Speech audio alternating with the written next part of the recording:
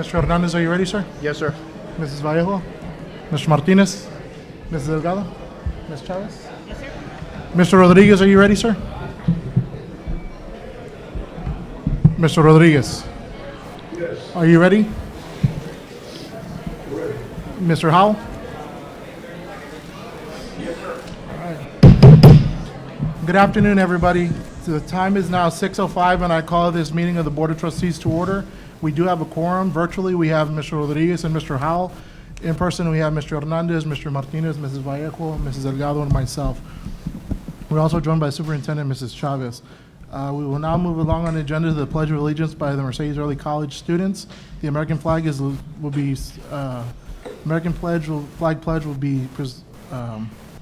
recited by Luis Samaripa, the Texas flag by Alexandria Garza. Everybody please, followed by invocation by Mrs. Delgado. Everyone please stand.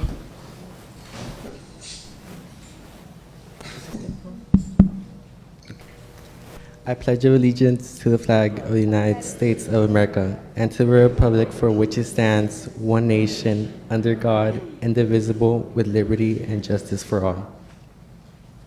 And now the Texas flag pledge. Honor the Texas flag. I pledge allegiance to the Texas, one state, under God, one and indivisible.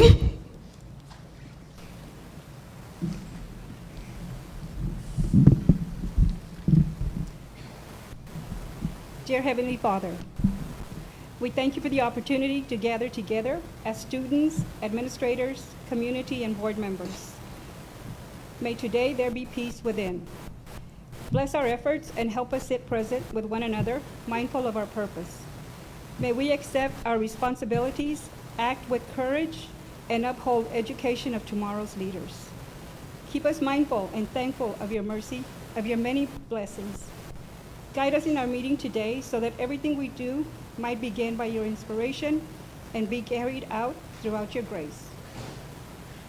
Lord, bless our work, inspire and unite us to serve the challenges we may face. In faith and hope, we trust in your presence and guidance today. Amen.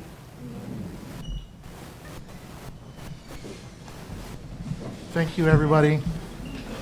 Moving along on the agenda, the next item on the agenda is open forum or public comment.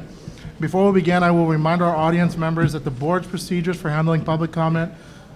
The public comment portion of the meeting is available to members of the public who wish to address the agenda item to be considered by the board on tonight's agenda. Anyone who wants to speak during public comment must sign in prior to the start of the meeting and list an agenda item which they wish to discuss. Each public speaker will be allowed a maximum of 3 minutes to address the board. However, any public testimony speaker who requires a translator will receive up to 6 minutes to address the board. The public comment portion of the meeting will allow all speakers who have signed up before the start of the meeting to address the board regarding an item on tonight's agenda. Please keep your comments or criticisms civil and courteous. Please also avoid using profanity and refrain from making personal attacks on others during your opportunity to speak. Last, we ask that you do not discuss students who are not your own child. If a speaker is seeking board resolution of a specific complaint, that concern should be addressed through the district's grievance process. District policy DGBA has been established for addressing employee complaints. Policy F&G is the avenue for filing parent complaints, and policy GF addresses community member complaints. Grievance forms can be obtained at any campus administration office or in the central administration offices. Thank you. Our first speaker is Galileo Campos. Hi, good afternoon, board. All right, short and quick. This kind of touch-ups about 2 weeks ago, the meeting 2 weeks ago. It is unfortunate that this administrative leave is still in effect for both athletic director Adame and head coach De Leon. Both have places to be right now. You got to let coaches coach and teachers teach. Roger Adame is the example of a great educator, determined individual, and an established head coach / athletic director. The thing that this man has done for his town were not only expected by family and friends, but were absolutely crushed at the beginning of his hiring. I have a lot of respect for Mr. Adame, but not only as a coach, as an educator and a mentor, but as an example of what a true Mercedes Tiger is. The decision to keep AD Adame on administrative leave makes me scratch my head and wonder why someone who was all in on Mercedes continues to be harassed after everything he has done for this town. Our student athletes not only need their captain, but they need his presence to be molded into the respectful young men they will soon grow up to be. Second, our softball team just punched their ticket into the playoffs, and as expected by a true Mercedes supporter and fans and family, but yet our head coach, De Leon, is still not with her team. We all know that Coach De Leon wasn't the first option to take over this team after Coach Christy Leal's tenure, and for that reason, and close family members and friends strongly and firmly believe that there is a personal attack against Coach De Leon. Coach De Leon is a very well-educated individual, and she has a very unique with her students. Right now, that animal science class, or whatever class that she teaches, that she instructs right now with a full heart every day, is being neglected due to her administration leave. Her students need her players need her, and MISD needs her. Right now, we can all do a better job as parents and individuals to be a better human being in this society alone. So I asked you guys to come together and make this decision right away, because we need this decision now. We can't be waiting on this decision anymore. Players need their coach. Student body needs their athletic director. MISD needs their athletic director.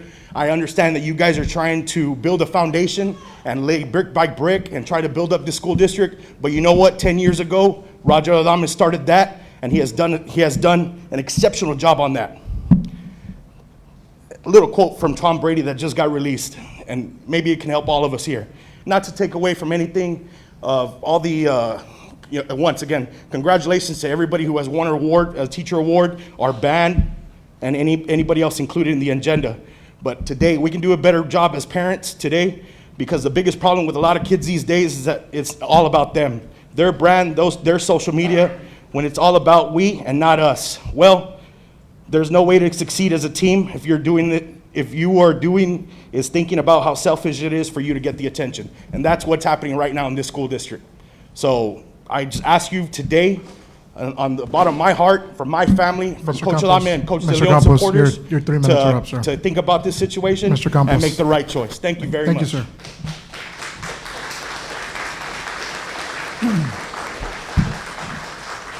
Our next speaker is Diana Garza.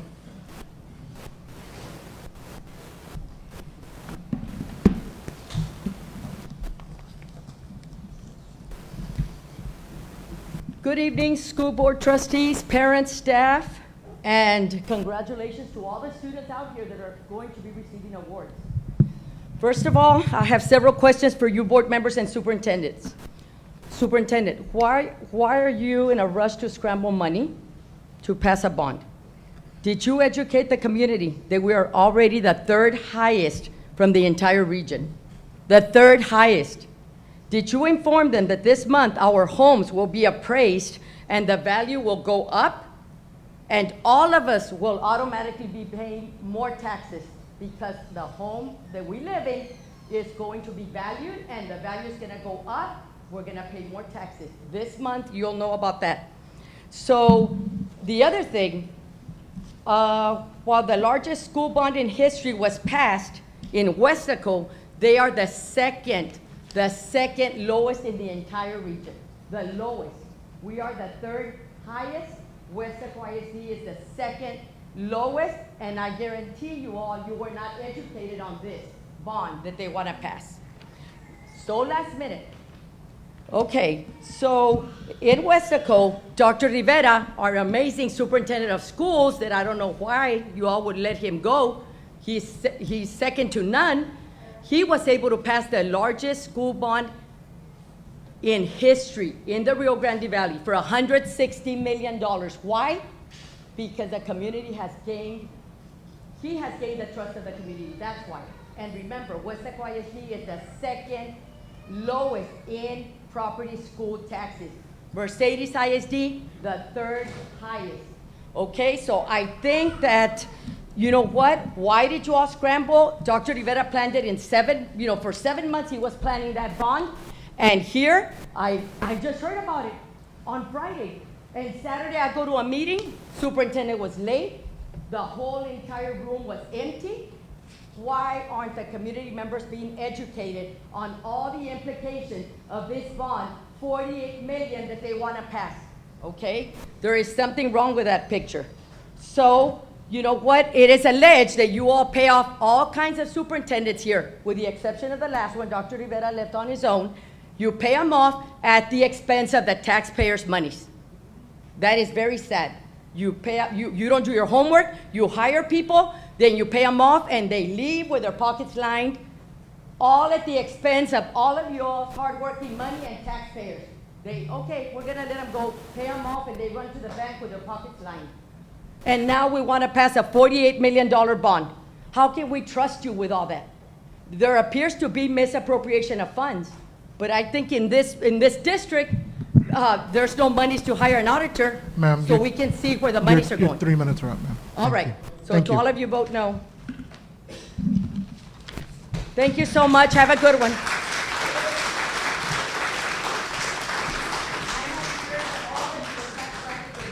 The next speaker, ma'am?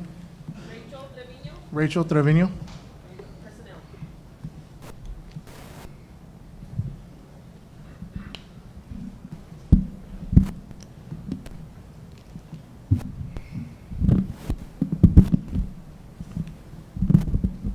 Good evening. I come before you once again to be the voice of our staff and our students that you help educate here at Mercedes ISD. I want to remind you as a parent and community member of Mercedes that Mercedes ISD is home. It is a place of pride and honor. It is a place where students make memories and receive an education. It lacks at the top of the pyramid from the superintendent and some of you board members respect. Showing regard for the abilities and worth, valuing their feelings, their views, even if you don't necessarily agree with them, accepting them on an equal basis and giving them the same consideration you would expect for yourselves. Respect begins with oneself. All students and employees deserve respect from you because they are the reason you are seated where you are now. As our leaders, you need to lead by example and make decisions that will benefit the whole district, not just special groups and/or family members. In my opinion, and with all due respect, you have allowed the superintendent to make unethical decisions that affected many lives without consequences. You have allowed our students to stress, our employees to leave for other districts, and you have allowed a hostile working environment for far too long. Shame on you, board members, that voted her in, and shame on the board member, Mrs. NV, that brought her to our district and helped her alongside her to dismantle our district piece by piece. It's time to balance our budget, bring back employees from leave, be consistent, stop the harassment, and bring back the pride that makes our district efficient in every sense of the word. Now you have a mess to clean up, errors to correct, and I hope and pray you start tonight, and if you don't, you only have yourselves to blame. Superintendents, come and go. Board members, come and go. However, us community members that really care about our district are here to stay. Thank you.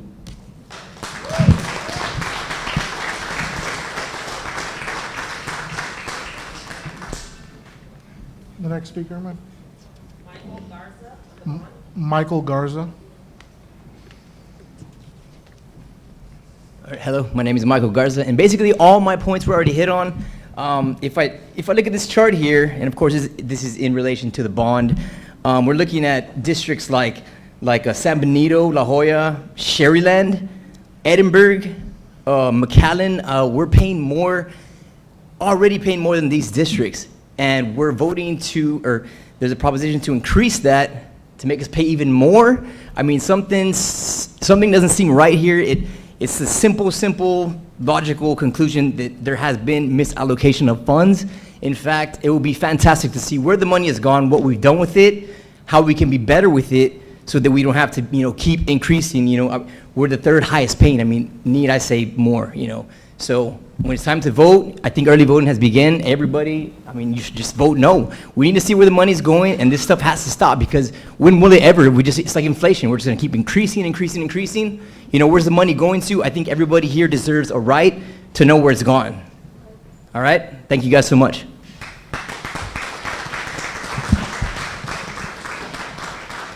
The next speaker, Ms. Hines? That's it? Moving along on the agenda, before we move into the superintendent's report, executive session item B, the level 3 grievance that was set to be heard tonight, was pulled from the agenda by legal representatives of both parties.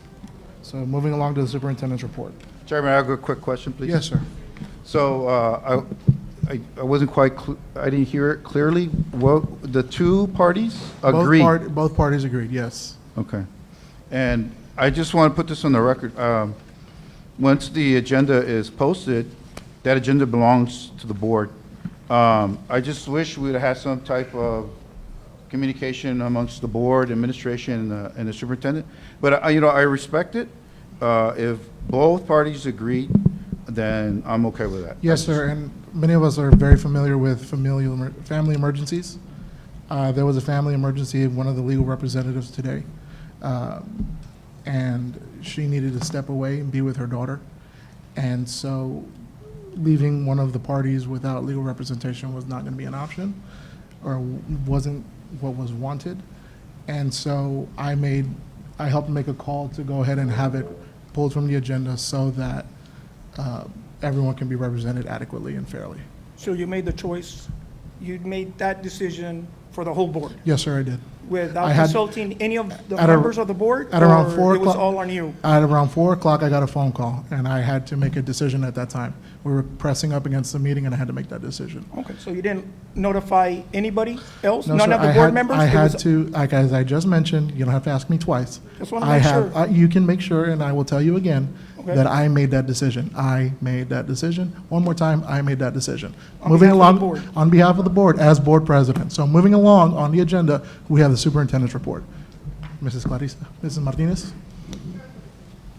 Good evening. I'd like to welcome our public relations specialist to please move into the student recognition. Thank you, Superintendent Chavez, and good evening, Board President Garcia, Board of Trustees, staff, parents, students, and community members present here tonight. We begin this evening's student presentations by recognizing two Mercedes ISD seniors who exemplify academic excellence, character, and citizenship. Please welcome to the podium Mercedes Early College Academy Principal, Mr. Ramon Mejia, and Mercedes High School Principal, Mr. David Aguirre.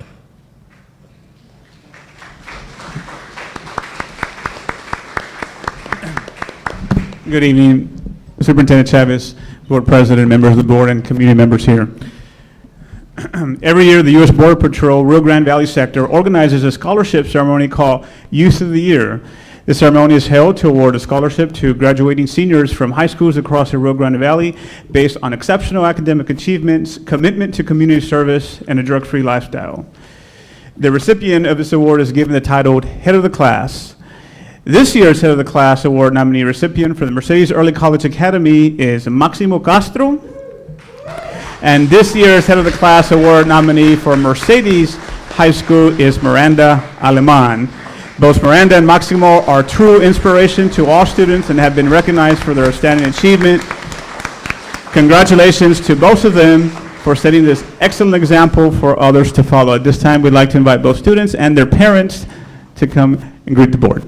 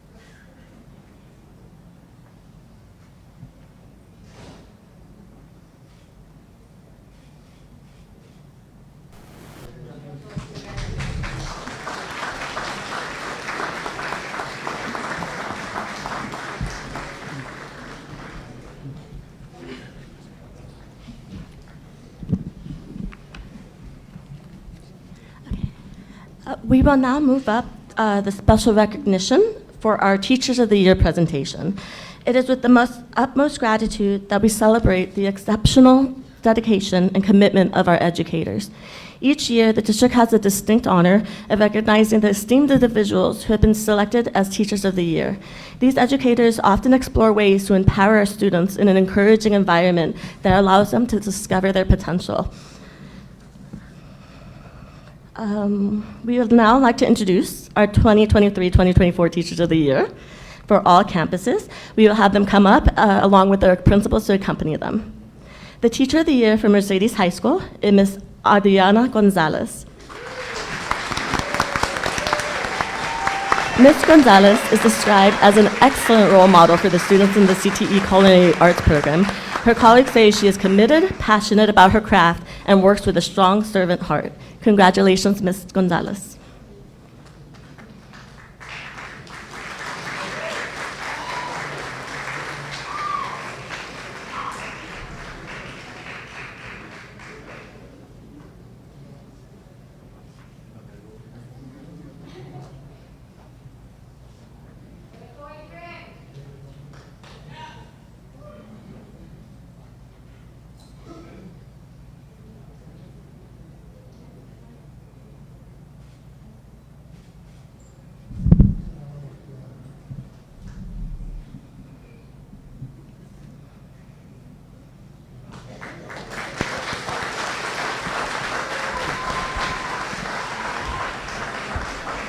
Next, the Teacher of the Year for Mercedes Early College Academy is Mr. Jose Dominguez. Colleagues commend Mr. Dominguez for his unwavering dependability, approachability, and positive attitude. Congratulations, Mr. Dominguez.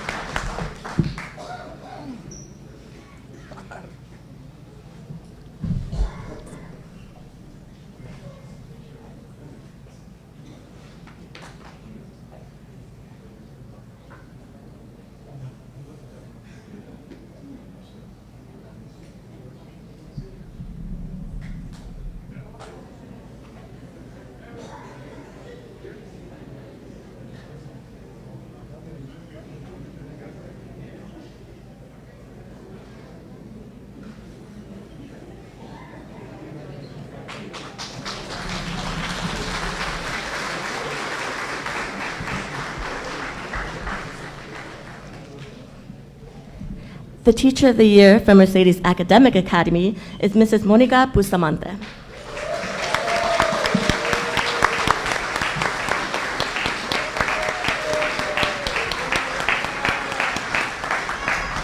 Colleagues describe Mrs. Bustamante as motivating, dedicated, and dynamic. Congratulations, Mrs. Bustamante.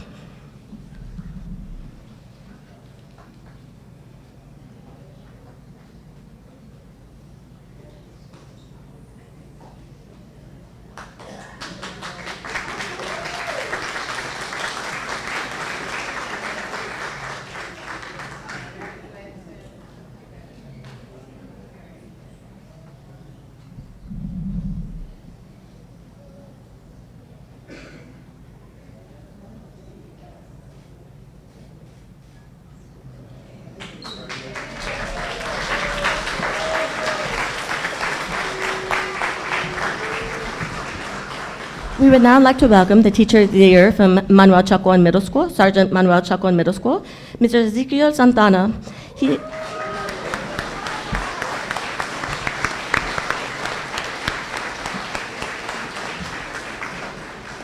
Mr. Santana is described by his colleagues as inspiring, motivational, and dedicated, consistently going above and beyond to ignite a passion for learning in every student. Congratulations, Mr. Santana.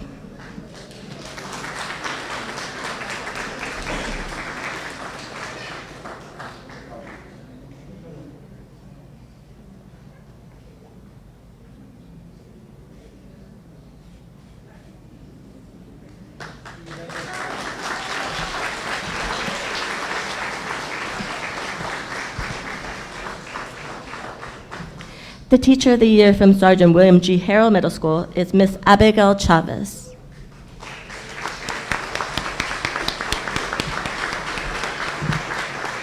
Ms. Chavez is described by her colleagues as compassionate, committed, and nurturing. Congratulations, Ms. Chavez.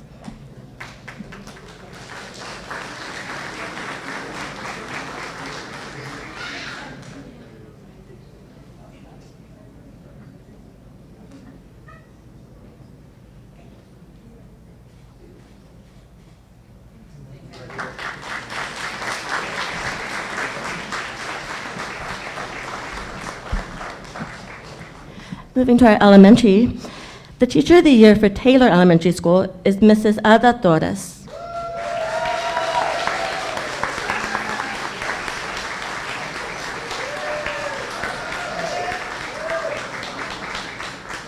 Mrs. Torres is described by her colleagues as dependable, devoted, and passionate. Congratulations, Mrs. Torres.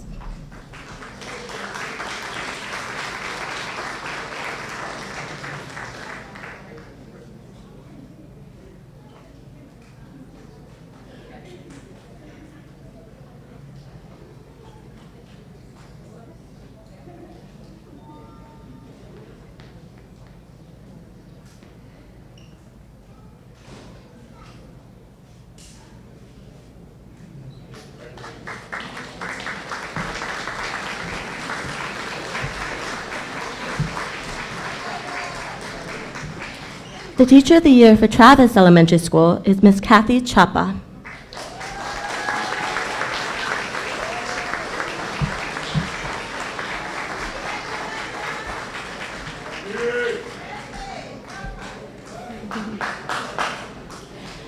Ms. Chapa is described by her colleagues as a leader, innovator, and always has the students' best interests at heart.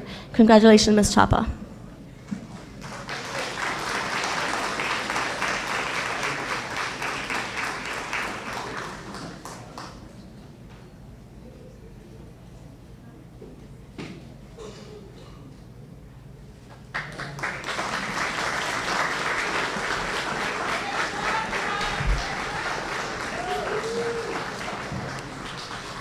The Teacher of the Year for John F. Kennedy Elementary School is Mr. Jose Luis Garcia.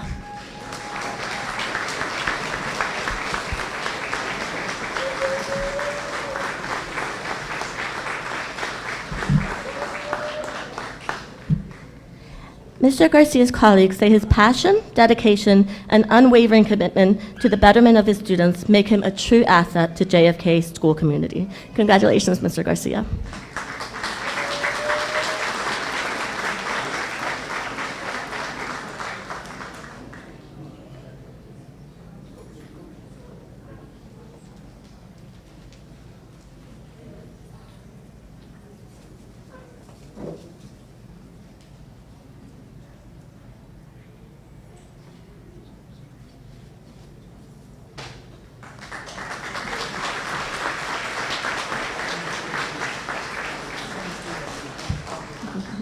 The Teacher of the Year for Ruben Hinojosa Elementary School is Mrs. Veronica Martinez.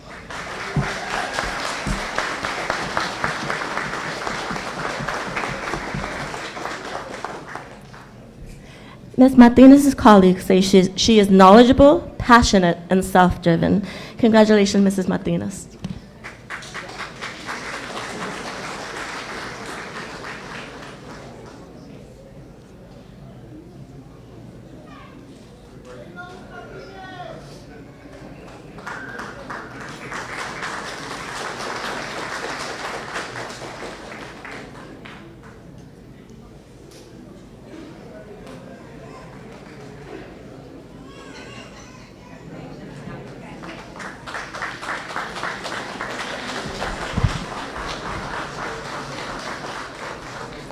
And our Teacher of the Year for Mercedes Early Literacy is Mr. Ricardo Esquivel.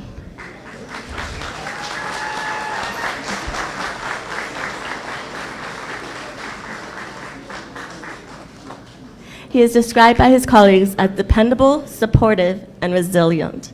Congratulations.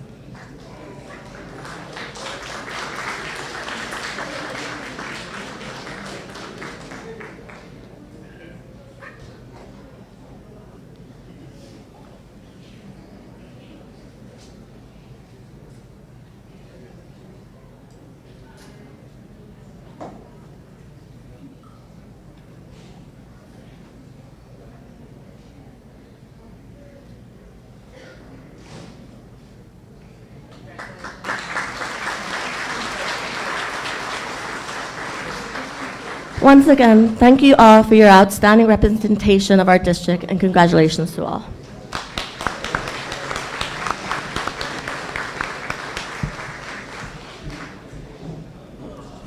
Moving back to student recognitions, we'd like to now welcome students from Mercedes High School who participated in the Texas UIL academic contest this season.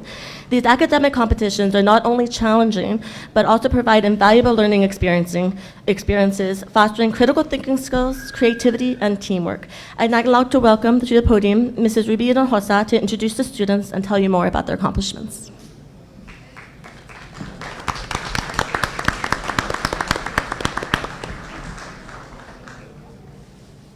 Hi, everybody.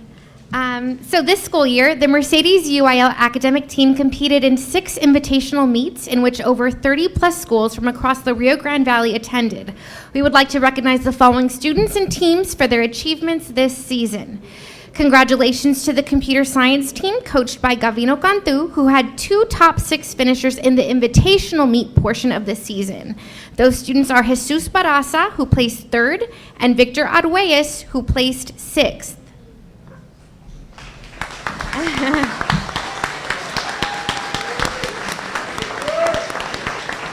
Congratulations goes to the spelling and vocabulary team coached by Monica Escamilla, who also found 2 top 6 finishers during the invitational meet portion of the season. Their names are Candice Zamora, she placed 3rd, and Adrian Gonzalez, who placed 4th. They couldn't make it today, but we're still very proud. The literary criticism team, coached by Ruby Hinojosa, saw all 3 of its members placing at various meets and was awarded 2nd place team at 1 invitational meet and again at district. Please congratulate Ashley Quintanilla, who placed 3rd at an invitational meet, Joel Quintero, who placed 5th and 6th at 2 invitational meets, and Carly Robbo, who placed 3rd and 5th at 2 invitational meets and 5th at the district meet.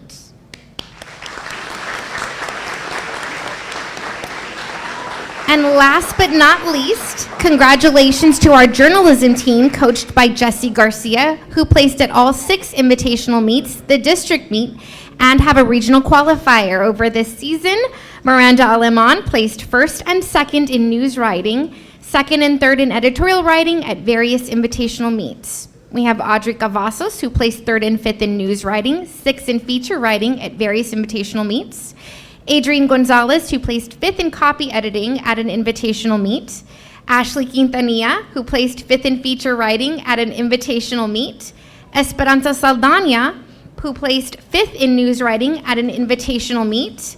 Zachary Sanchez placed 5th in copy editing at the district meet. Genevieve Vallejo placed 1st and 5th in editorial writing at 2 different invitational meets. 6th in feature writing at the district meet, and 6th in headline writing at the district meet. And once again, Carly Robbo, who placed 4th in copy editing at an invitational meet, and 3rd in headline writing at the district meet.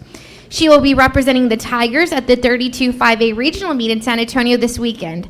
Big congratulations to this team. We wish Carly the very best of luck and thank everyone on our academic teams and their coaches for their efforts this season. Thank you.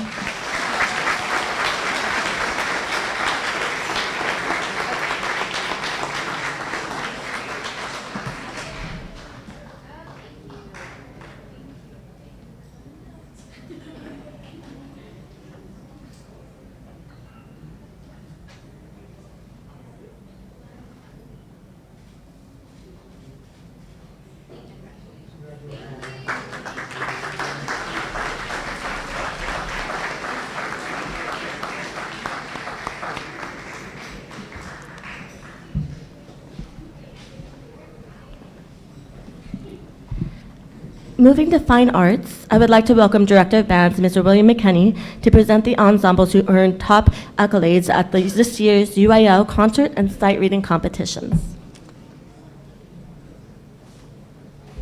Good evening, board members, superintendent, and community members. It's my pleasure to announce that our bands and orchestras are doing very well as we move post-pandemic. Our freshmen are the members who learned to play band and orchestra online. They have come a long way in their musical development this year. All the students are to be commended, as well as their directors, as it's a team effort, and we look forward to continued success. When ensembles attend UIL concert and sight reading evaluation, they're judged by 3 concert judges and 3 sight reading judges. The ratings are based upon a rubric that UIL developed. All bands that meet the standard performance of a rating on the rubric can be awarded the ratings of 5 to 1. All indicators in reference to tone, technique, and musicianship. A superior rating, the terms are near perfect, obvious and effective, near flawless, and consistent.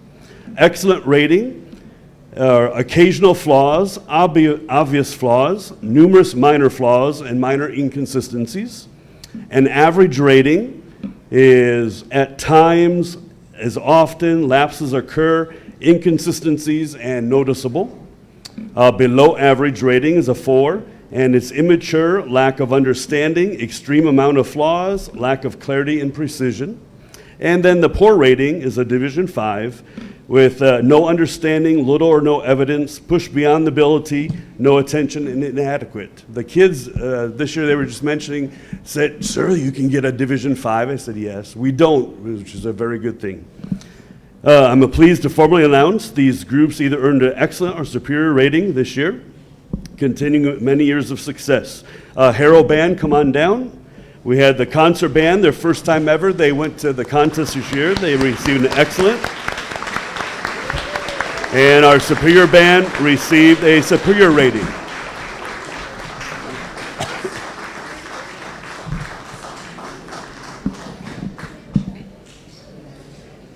The concert band is conducted by Mr. Eddie Rivas, and the top group is conducted by Joey Ella. The Harrow bands are taught by Joey Ella, Edward Rivas, Jose Aguilar, Edgar Berlanga, Sam Marquez, and myself.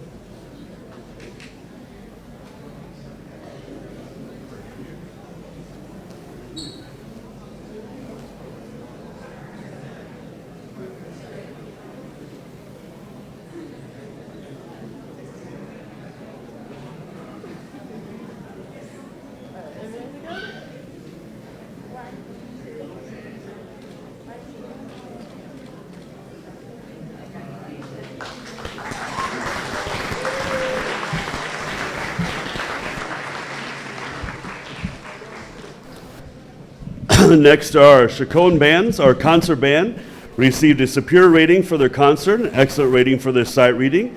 This band is conducted by Lotto Salinas.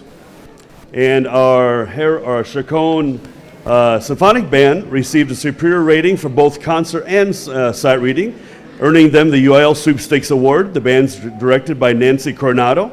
The Chaconne, come on down, guys. The concert bands are taught by Nancy Coronado, Laura Salinas, Esteban Mendoza, Edgar Berlanga, Sam Marquez, and myself.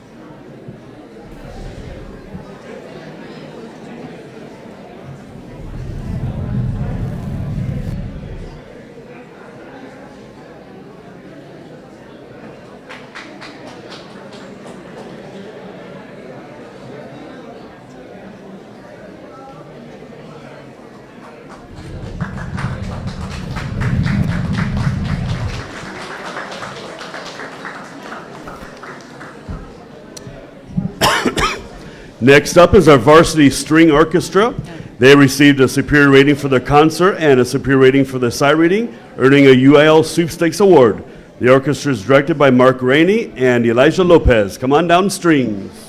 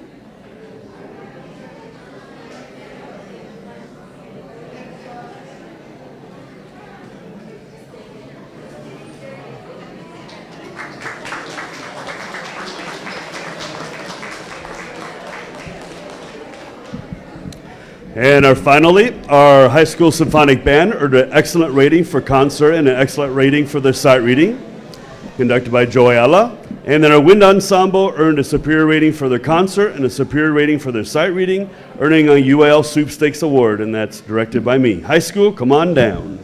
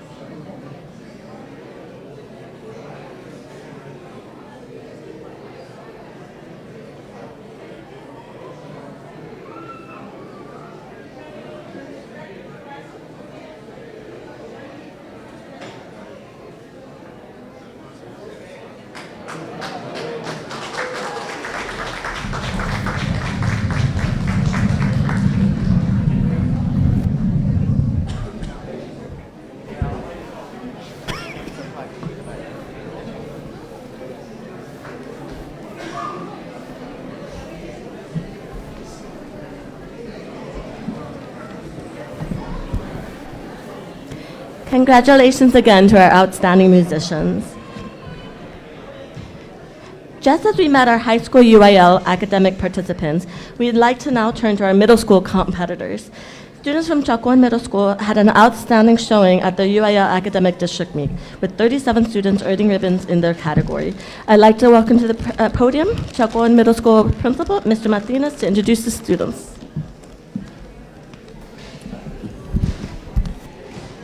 Good evening, Ms. Chavez, Superintendent of Schools, members of the school board, and the community. I'm Armando Y. Martinez, Principal, Sergeant Manuel Chacon Middle School. I'd like to acknowledge our students who performed outstandingly at a recent UIL district meet at AP Solis Middle School. Their hard work, dedication, and exceptional skills have truly set them apart, showcasing their bright future. Congratulations to all the students for their achievements and for proudly representing our school. At this time, I'm going to present the students. Sixth grade, I've got Julissa Perez, first place prose, first place record rhyme, third place Spanish poetry.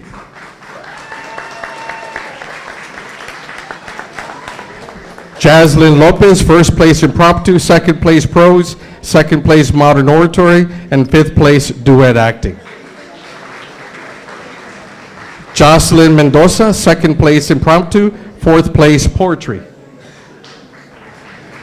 Santiago Rivera, first place Spanish poetry.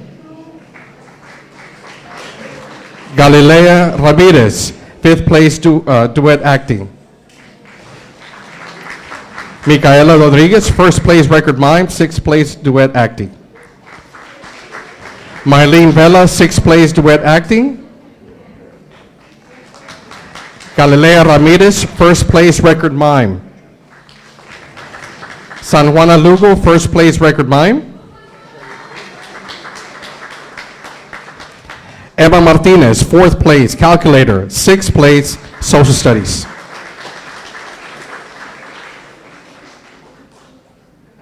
Joaquin Martinez, fifth place calculator. And Jennifer Tinajero, sixth place spelling. These are sixth graders. Congratulations. We move on to seventh grade. Isabella Del Toro, second place prose. Serenity Estrada, third place prose, third place poetry. Magali Garcia, third place prose, fourth place duet acting. Leanne Lopez, second place prose. Yareli Borillo, first place Spanish poetry, fourth place duet acting, fifth place prose.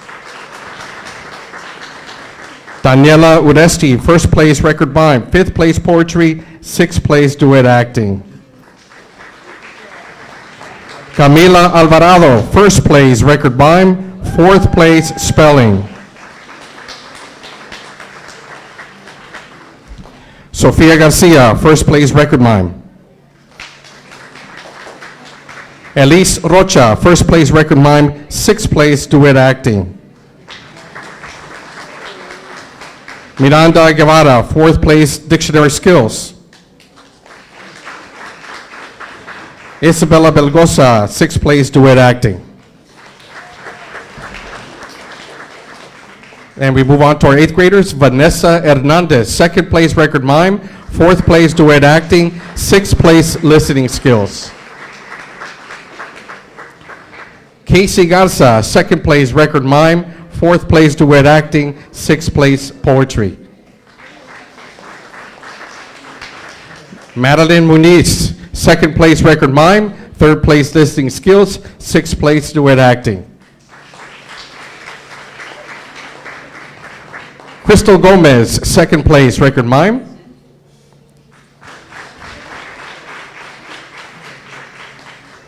Alexa Lopez, second place record mime. Leah Rodriguez, fifth place impromptu. Faith Ledesma, third place impromptu. Kayla Ochoa, fifth place impromptu. And Jose Saldivar, second place ready writing, sixth place social studies. A special thanks to you, our UL coordinator, Ms. Maria Miller, and our coaches are Marisa Gonzalez, Dana Gonzalez, Pamela Elnahal, Sally Bermea, Pablo Garza, Juan Perez, Ashley De Leon, Monica Gonzalez, and Melody Ortiz. Thank you all.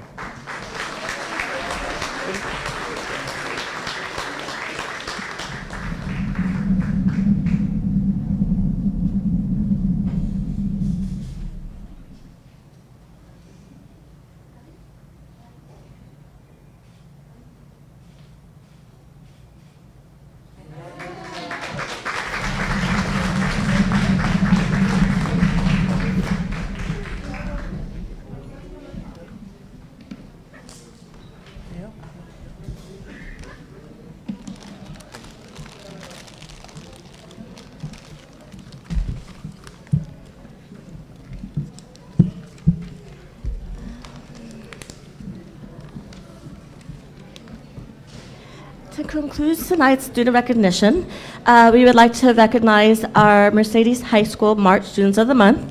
The students could not be present tonight, so we will be recognizing them in the next meeting. That concludes our student recognitions. Thank you to everyone who attended this evening. Next, please welcome to the podium Texas HB with a presentation on the medical health plan.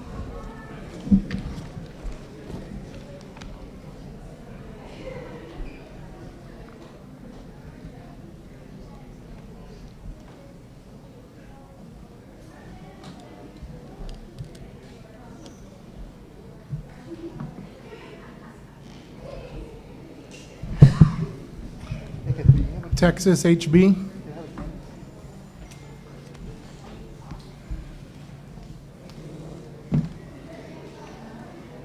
Mr. Malinowski.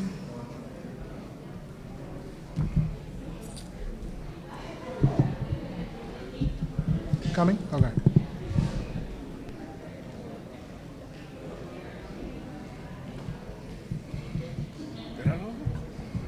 Hey, Marcus. Roger Garcia showed up?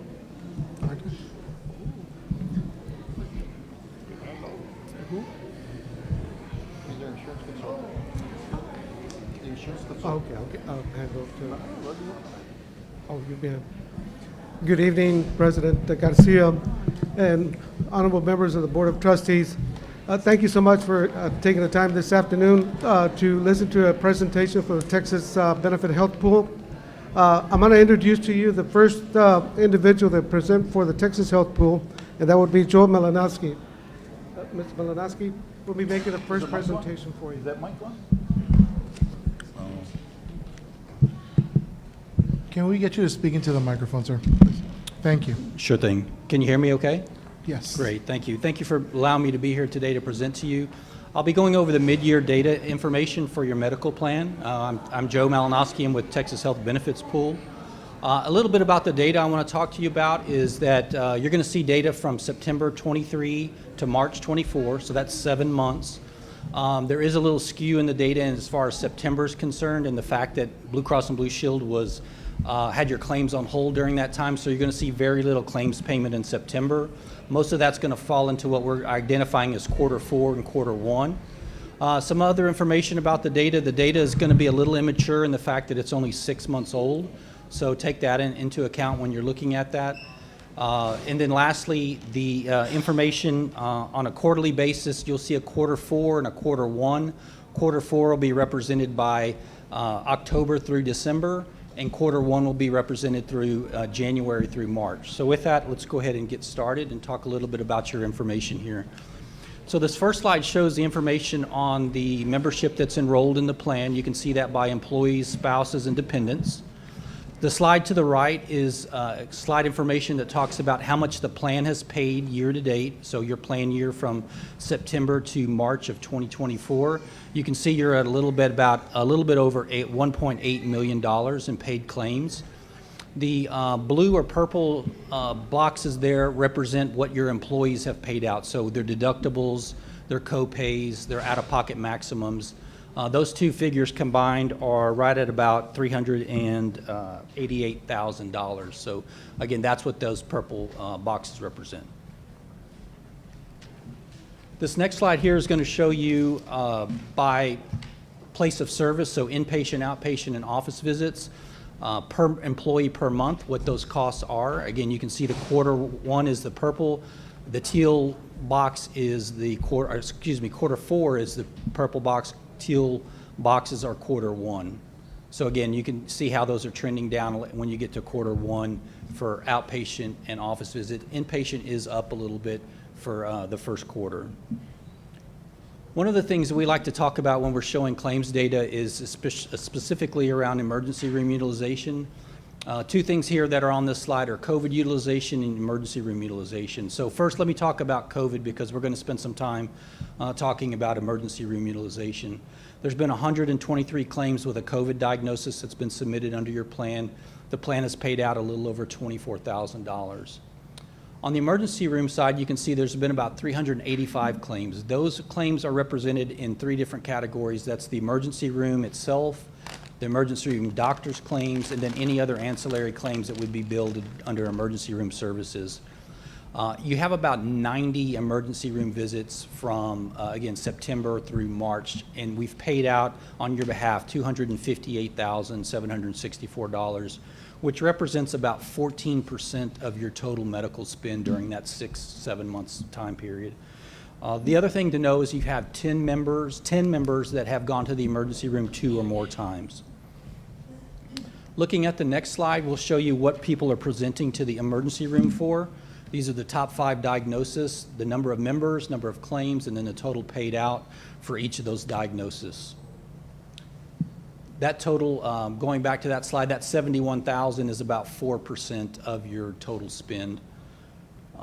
So when you look at then the providers that members are using when they present to the ER, you can see that these are all Valley-related hospitals. These are all inpatient/outpatient ER facilities. So you're not seeing really anything urgent care related or freestanding emergency rooms in your utilization at this point. So when we talk about emergency room, one of the things we focus on is avoidable emergency room visits. And these are things that people present to the ER for that aren't really true emergencies. And you can see the top 10 conditions that are listed there, the number of visits that are associated with each condition, and then the total spend on each of those conditions. For those top 10 conditions, you can see that there are 36 visits during that period of time. The total amount paid is $61,519. That $61,000 represents about 24% of your emergency room spend. So of that $258,000 that you've paid out in emergency rooms, $61,000 or 24% is for avoidable services. And really, when we talk about avoidable services, there's a couple things that we would recommend as far as education goes. One of those things is there are a number of different sites of care that are less expensive, obviously, than an emergency room, one of those being urgent care facilities. And you have a number of those facilities available to you here in the Valley. This is just a short list of about 11 of them that are in the area that you can use. Of course, using an urgent care facility not only helps the plan, but it also helps the member in the fact that their out-of-pocket costs are less expensive when they use an urgent care facility. In addition to the urgent care facility, you can use a primary care physician. You can use MD Live, which is the virtual services that you can use on telephone or video. And then you can also use the 24/7 nurse line. This slide here will show you the top conditions, the top 10 chronic conditions that your employees have. Again, I'm not going to go over all this in detail, but I do want to point out a couple things. To the left side is the top 10 conditions with the number of people that are diagnosed with each of those conditions. Hyperlipidemia is high blood pressure, high cholesterol.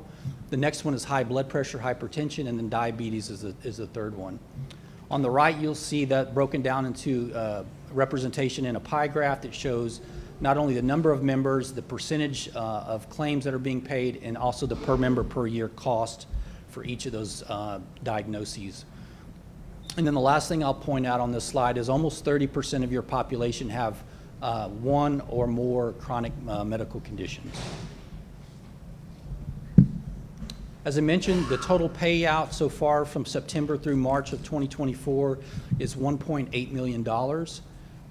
And I'm going to show you a trend slide here in a minute, trending this forward, but this kind of steals the thunder a little bit in the fact that what we're seeing in trend is about, you're probably going to end the year somewhere close to $3.3 million in medical spend, which is about per employee per month cost of $383 and some change.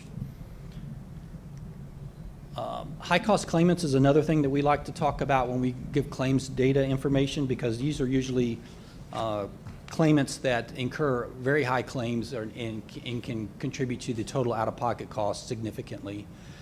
These are 10 of the highest cost claimants that you have in your population. A high-cost claimant we define as an individual that's incurred $25,000 in paid claims in any given plan year. So these are the top 10 people that have done so. You can see the claims that they've incurred during those periods of time, and then you can see the total there. The total for these 10 individuals is about $810,000. So again, in that purple box at the top, you can see that 1% of your employee population accounts for about 45% of your total medical spend through high-cost claimants.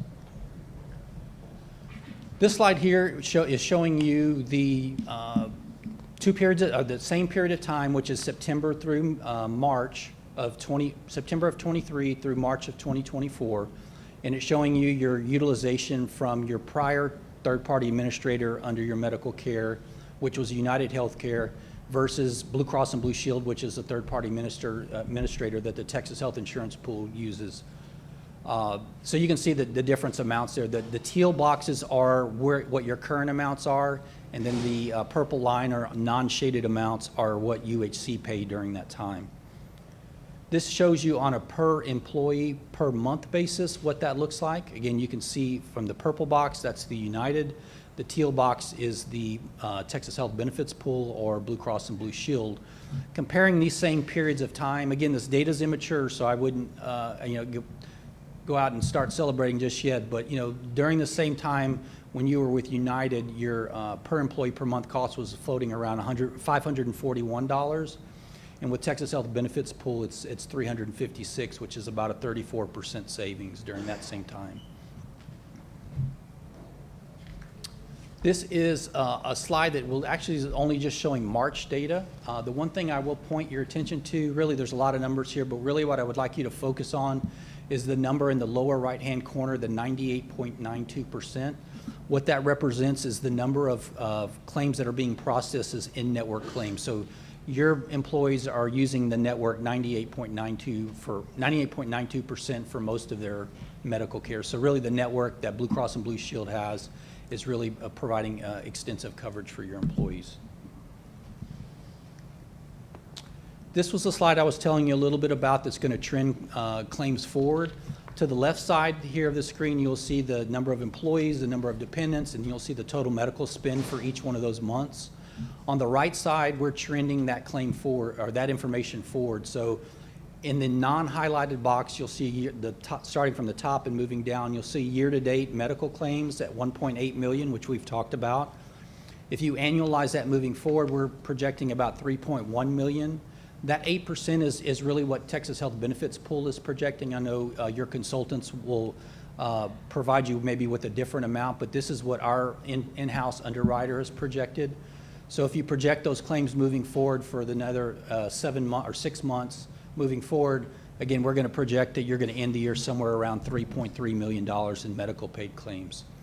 Again, looking at it on a per employee per year basis, that's a little over $4,600, and then per employee per month basis, that's $383 per employee per month. This is, again, another claim chart that is just showing you just March only. This is broken out by employees, spouses, and dependents, just showing your medical spend during that month. Again, not a lot of information here, just, again, wanted you to see what it looks like just for the month of March only. And then the last thing I want to talk to you a little bit about is just MD Live. When we talk about avoidance of care in the emergency room, one of the things we try to push with our members is the virtual care, and that's MD Live. Your employees have access to this. You can see that you have, out of the 981 employees, or 981 members that you have in your plan, about 104 have registered for virtual visits. Those 104 people have used virtual visits about 95, 96 times. It looks like. So about 91% of the people that are registered are using these virtual visits. And you can see the breakdown by month, and then you can see the demographic breakdown at the bottom of who's enrolled and which classification they fall under. The last thing I'll show you here is just the cost avoidance using the virtual care.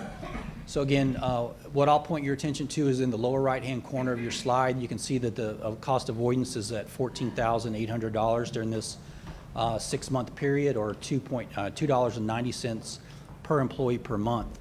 The other thing I'll point your attention to is the graph on the left side. The second one down talks about emergency rooms, and if you go over to the fourth column, you'll see that the cost fifth column, the cost avoidance is about $1,600. So getting people to use MD Live versus going to the emergency room can shift costs significantly and actually reduce costs by about $1,600 per visit. So certainly something we want to work with your HR staff in continuing to communicate with your employees and their covered dependents throughout the rest of the year. Okay. With that, again, that's all I had to present to you today. I hope this information was useful. Again, this is just a 6-month snapshot. Once you've been with the pool for a year and then 2 years, we can do a side-by-side comparison. So the data, is, again, like I said, is a little immature, so it'll become more meaningful the longer you're in the pool, and we can have really kind of a trend comparison year over year. Any questions that I can help answer? Okay. Thank you so much for your time tonight. I appreciate the opportunity to be here. Thank you, sir. Thank you. Thank you. I just, Chairman, I'd just like to add something real quick. I just want to commend Ms. Chavez and her staff and the board. I know it's been a very difficult time with the insurance, but I think if we just stay engaged on the insurance and keep an eye on the cost. I know in the past they've gotten really out of hand, so just, you know, just a couple of words of encouragement. Just keep working on it and try to get the best product we can for the employees. Thank you, Chairman. Thank you. Once again, Mr. President, we have our pharmacy benefit manager here to provide a presentation on behalf of the board. They're going to describe some of the issues that are going on, some of the drugs that we've dispensed. And I'd like to introduce Stephanie Roberts from Araya RX, which is your current PV pharmacy benefit manager. I haven't used one of these, so I'm going to try to do it right. Before I begin, does everybody have a copy of the presentation? Because I do have them available. Yes, you do. Okay. All right, perfect. Thank you. Sorry. Thank you very much for inviting me here today to talk about your pharmacy benefits. My name is Stephanie Roberts. I'm the Vice President of Operations at Araya. And my presentation takes, I'm going to start my presentation by talking about your benefit from September 1st to 2023 to March 31st, 2024. And then I'm going to be talking about some recommendations and programs to further reduce your pharmacy costs. Nope, I didn't do something right. There we go. Okay, so this first slide, this shows the net cost to Mercedes. You're going to see that it has the plan paid amount, the administrative fees, your member paid, and your rebates. And then the black bar is your net cost, which you can see has stayed at about $70,000 per month.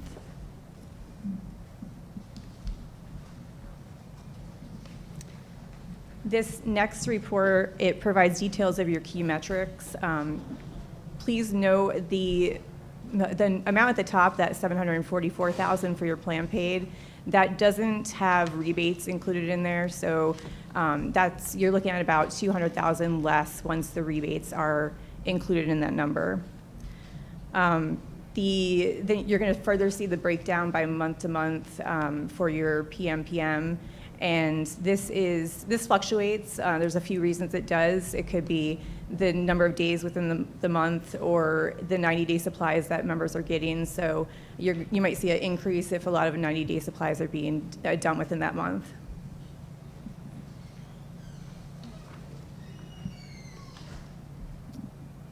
Next, we have the utilization brand versus generic. The generic utilization for Mercedes is a little lower than what we normally would see, but you do have a high volume of vaccines, and those are brand medications. So obviously that's good for your overall population health to be vaccinated. So yeah, that's a good thing. And then at the bottom of the screen for September, you're going to see a lower number. And again, that's flu season. That's about the time people would start getting vaccines. So that makes sense that it's low there.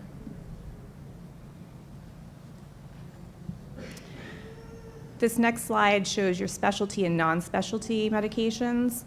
Mercedes is looking actually really good. You guys have a 10% specialty cost, which is great compared to most plans. Most plans are about 50% for specialty. So I would like to really applaud you on that. Your non-specialty is showing a large number of GLP-1s. Those are Mounjaro, Ozempic, and I'm going to talk about those more in some upcoming slides. And then we have the drug classes overall. So again, that insulin stimulants, those are GLP-1s. That's one of your top spenders. And then the second one is the oral diabetes medications, which everything else on this list looks pretty consistent with what we would see in other plans. The oral diabetes medications are not medications used for weight loss. It's only for diabetes. But the top one is the one that is a concern. So we're going to dig a little further into your insulin stimulants, those GLP-1s. As you can see, your plan paid was $301,000. That's about 40% of your plan spend overall. So we really would love to see that cost go down. Similar plans are spending about 25% opposed to your 40%. And Mercedes doesn't cover weight loss medications, but Oriah was asked to grandfather patients when we moved over from when they moved over from the previous PBM. So we did go ahead and do that. And I think if you look at the bottom, I starred the Rybelsus. That is typically used for weight loss. So it's my thought that there are other drugs in this class that are being used for weight loss as well.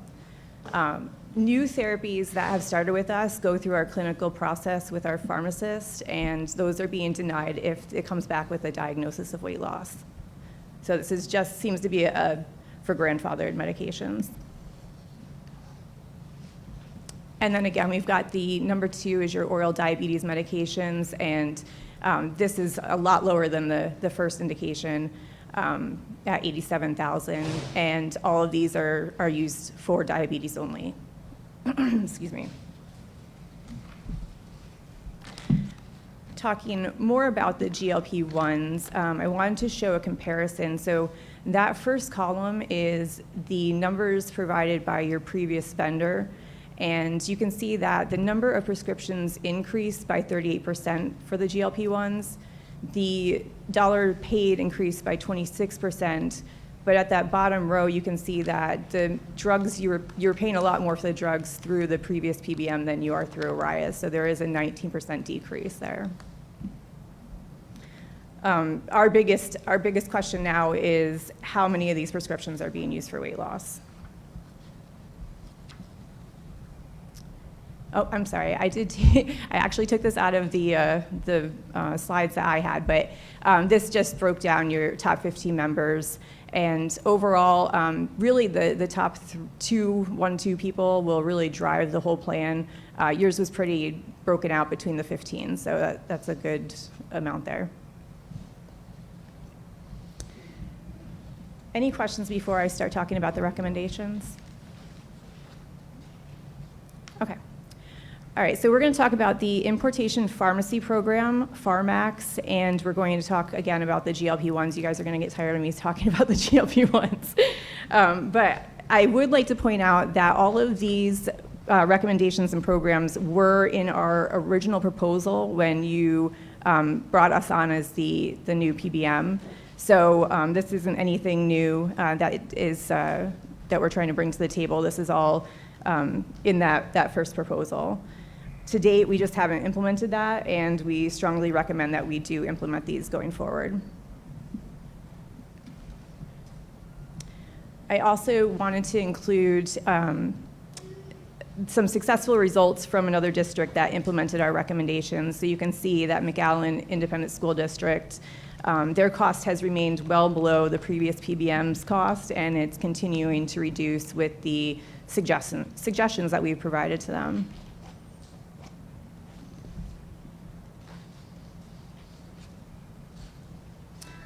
So the first program I'm going to talk about is the importation pharmacy. Our law allows individuals to purchase medications in other countries and either bring them to the U.S. or have them shipped directly to their homes. This pharmacy program allows members to obtain medications at a much lower cost than they would be able to get them in the U.S. And we have a vendor that we really recommend. They are ElectRx.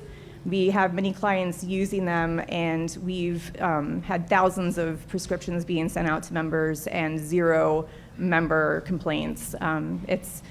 it's really nice to actually we work really closely with them, and they've been great, very successful.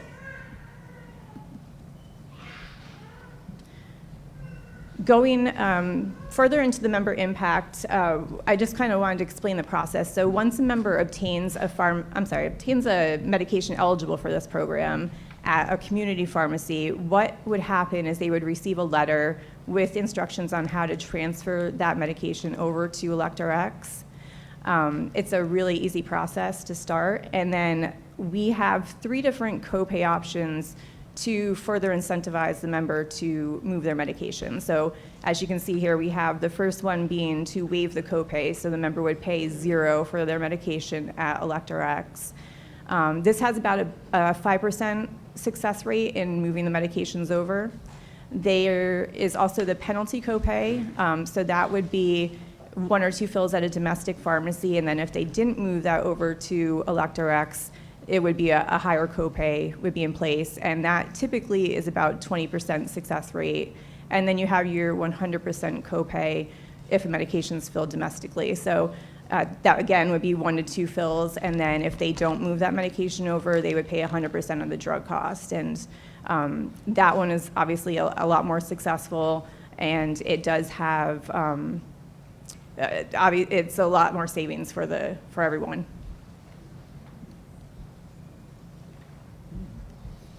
This next slide shows a list of medications that are currently being utilized by Mercedes members that are eligible for this program. There are roughly 98 members, and you're looking at a possible savings of $169,000 if all the medications are switched. Additionally, if this program started now and there are more high-cost medications that come up, you are automatically saving that money right today instead of waiting for this to be implemented at a later date.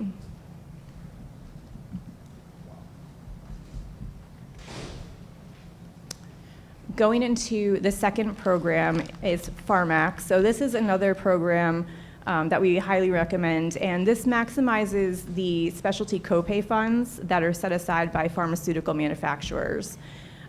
You can see on the bottom of the slide, I'm showing a 50% savings for these medications. The reason we have done that is because some of these medications are also available through the importation program, so we didn't want to have those savings on there twice. So if for whatever reason, for the drugs that can't be received through ElectRx, they would go through this program. For anyone that didn't move over, you do have the potential to save for this program as well.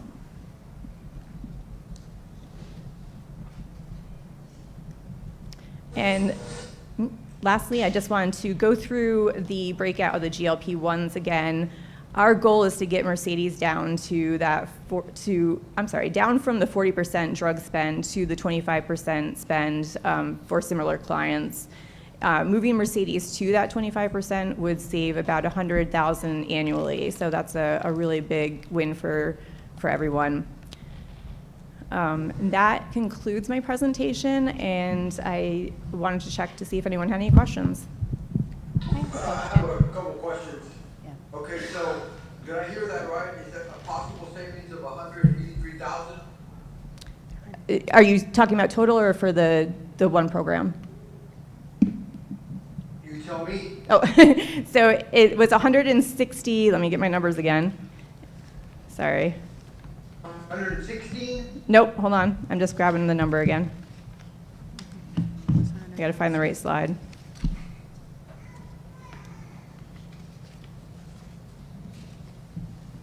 It was 168. For the year? I cannot find my number now. I'm so sorry. Bear with me 1 second. 169, 77. Okay, so if all the medications are moved to the reimportation program, it is $169,000 that would be a potential savings. For the year, right? For the year. So that's just for the reimportation program. And then Okay, so hypothetically, if we were to make the move, would it be a prorated amount from here to the end of the term? yes, I'm sorry, yes. Okay, and the transition phase, how would that work? Would it be a smooth transition for our staff that goes and they have their pharmacy and they're kind of used to where they go and get their meds? How would that part of it work? Yep, so it's actually a really easy process. What we would do is set a date for this change to take place. Members would start to receive letters to show that they have a medication that's eligible for the program.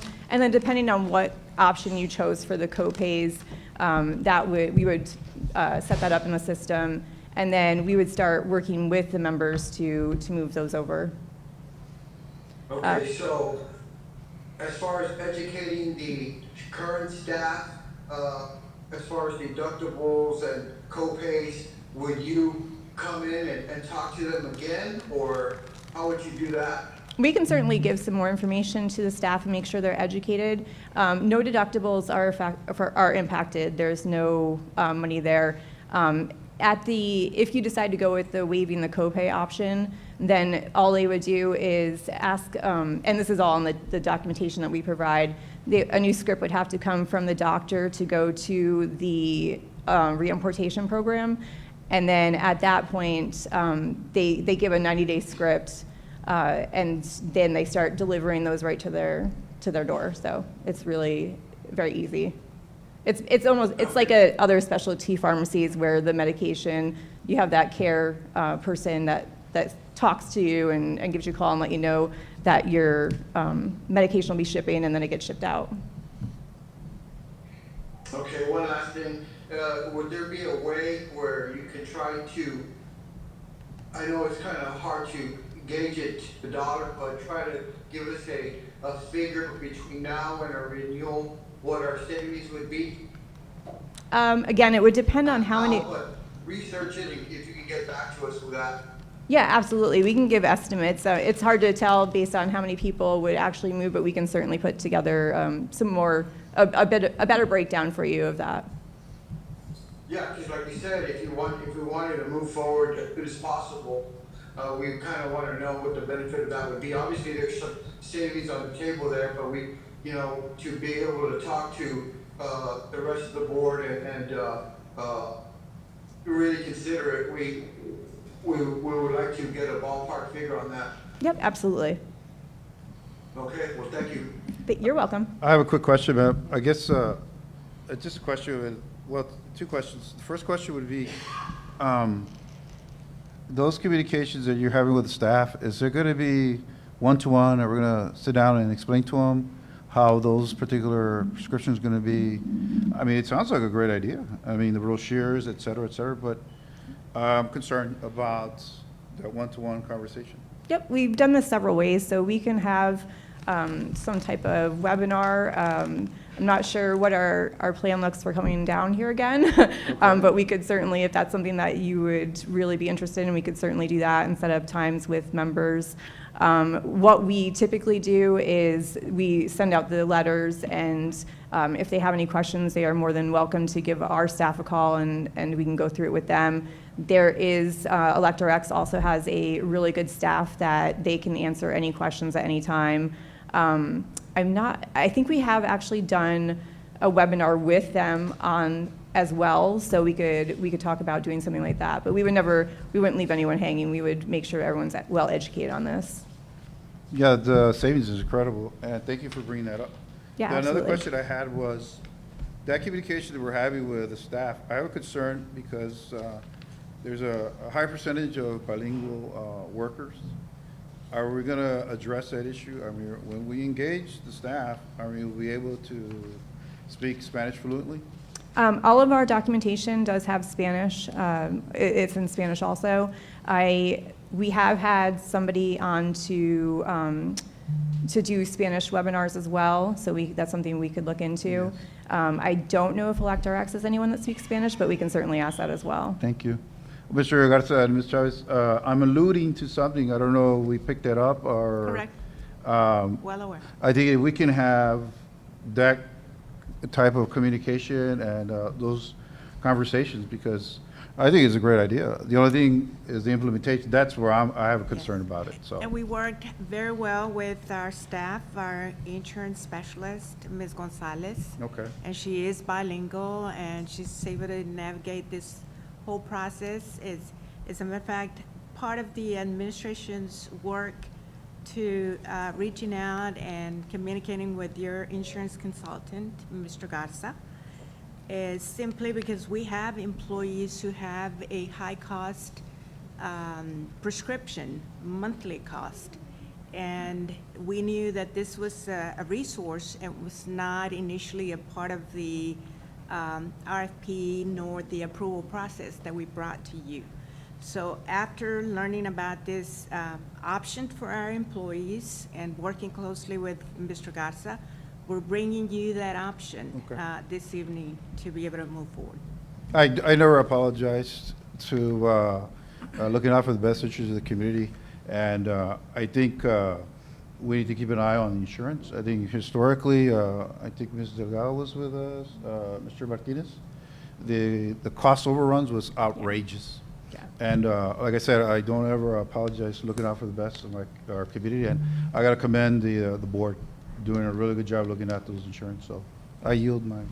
Ms. Vallejo? Ms. Roberts, yes, I had a question. You briefly were discussing it with Mr. Howell. I was concerned on that 90-day supply. I know a lot of patients look at that cost savings for those 90-day supply, and you mentioned that it is available. So Yes. would that be the same thing? Say, for example, here they go in, they get the 90-day prescription with the 3-4 refills for the year. That would work. It would be smooth transition, automatic refills at the end of those 90 days. That is correct. So what we do before they move over to the program, they have to get a 30-day supply at a community pharmacy. That's just to make sure that they are, if it's a new therapy, that they're on the medication, that they're successful. And then once that is the case, then it'll go over to the reimportation program, and they can get the 90-day supply at zero cost. Okay. And then you mentioned the ElectRx. What country is that in? They're in Canada.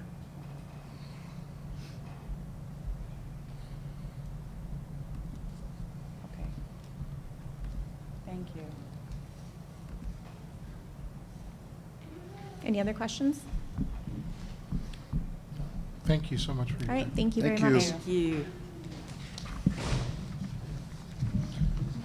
Moving along to the action agenda, A, Business Office. 1, discussion and possible action to approve contract with the Hidalgo County Elections Department for election services for bond election on May 14, 2024. Mrs. Chavez? The administration recommends the approval of this contract. They will be overseeing the bond election for bond 2024. Okay, we have a recommendation from the superintendent. Do I hear a motion? We have a discussion. Oh, I'm sorry. You can have some discussion, sir. I just had a quick question. Ms. Chavez, on this one here, this is for the bond election. According to what I've heard, we've already started early voting already, yes? Correct. So we're not going to get penalized? We won't have No, any issues? we had visited with Hidalgo County, and they had asked us to go ahead and move forward at this time, simply because we were trying to secure the contract at the time that they were running the previous election. And they were busy, and they asked us that this would be appropriate. So our business office reached out to them, and they said that it would be okay for us to go ahead and move and approve it.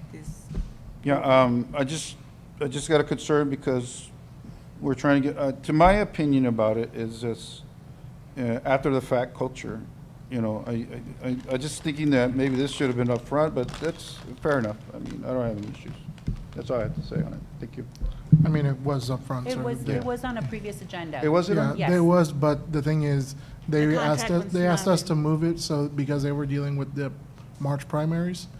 And they said, once we're done with that, we'll go ahead and start negotiating our Oh, May okay, fair 4th enough. contracts. Okay, fair enough. And then they're going to start negotiating the end of the month contracts as well. Got it. So we do have a recommendation. Were there any more comments, or do I have a motion? Yes. Okay, we have a motion from Ms. Vajel. Do I have a I'll second? second it. Hold on a second. You have a second? Yeah. Oh, Mr. Howell. What the cost again for these guys? The cost? Pardon me? The cost? What was the cost for this again? The cost is 43,000. 43,203.09. Okay, and, so, I just don't wanna get ahead of ourselves here. Is it something that we can table and discuss it a little closer, or are you guys ready to vote on this, guys? Well, the thing is, the election's already going, so, I mean, We had already tabled it, I believe it was back in Yes. February. February. Oh, February. Yes, this Because item of was the already March in your elections. agenda, but the contract was not available. Okay. At that time.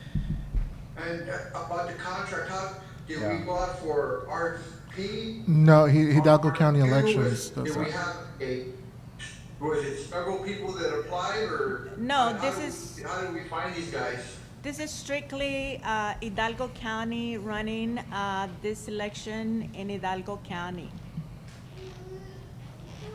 So they are right. the only authorized to run elections for Hidalgo County.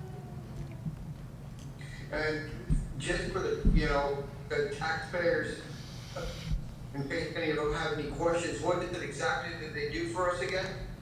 They handle all of the election services, so polling location, setup, dismantle, election materials. They take them, they count all our elections. They handle all the electoral process for us, and then they give us the results. And they do that over a period of 10 days.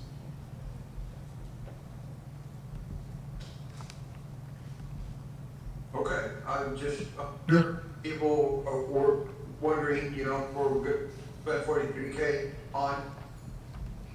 So thank you. Understood, sir. Okay, so we have a motion from Ms. Vajel and a second from Mr. Hernandez. All in favor, vote by saying aye. Aye. All opposed, same sign. The motion passes unanimously.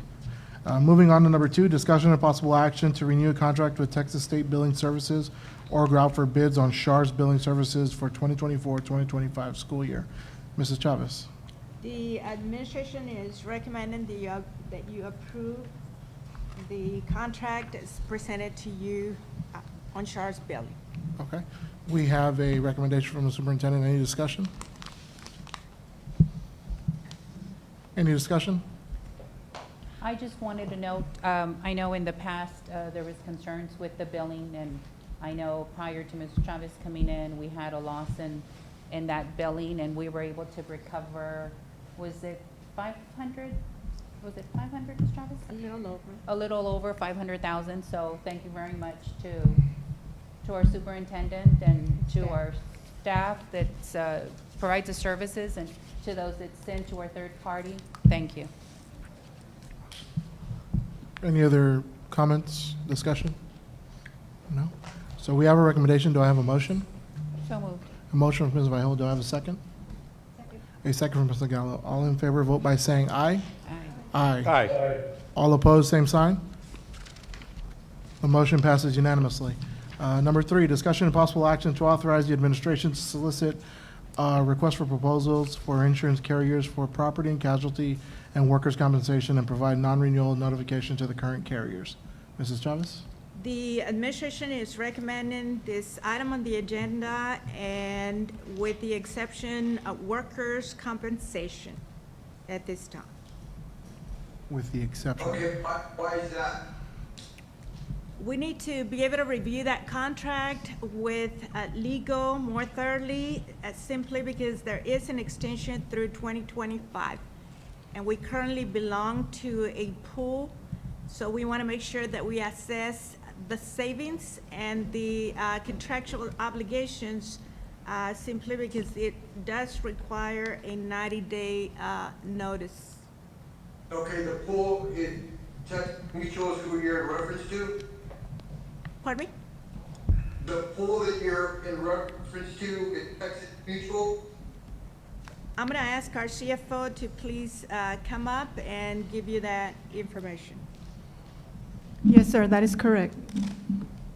It is Texas Mutual, and currently we have Deep East Texas Self-Insurance Fund. We have our interlocal agreement with them, but the actual company that administers is in political. It's a pool, and I believe the name is Texas Mutual. Yes. Okay, so what we're gonna do is, you're expecting that we have a contract with them until 2025, or we're gonna view our options? Is that what we're kind of doing in the moment? Yes, In sir. the meantime, or? Yes, sir. Okay, so moved. We have a motion from Mr. Howell. Was there a second from Mr. Hernandez? All in favor, vote by saying aye. Aye. Aye. All opposed, same sign. The motion passes unanimously. Moving on to number 4, discussion and possible action to provide 30-day notice of non-renewal to our current agency/agent services for property and casualty and workers' compensation. Mrs. Chavez. The administration has recommended this item as vetted and recommended by your insurance consultant, Mr. Garza. All right, we have a recommendation. That way, open up the market and, Do you have a question? discussion. Well, Mr. Garza, can you? Mr. Garza. So explain to us. Hold on. Mr. Howell is, Yeah. Mr. Howell. is Mr. Garza in the building? Yes, sir, he is. Oh, okay, great. It's because I can't see him. Okay, so, Mr. Garza, we've been here before. We were here last year. And I guess, I don't know if we just didn't build the RFQ or RFP, properly. What was the breakdown? Why were we not able to open up the market? Again, that's a good question, Mr. Howe. Again, a lot of the carriers have these stipulations with local agencies or national agencies where they provide a single quote only to one agency. Therefore, in order to open. Exactly, well, that's why they're blocking the markets. Hence, you said that we could word it a certain way, that way they wouldn't be able to do that. Right.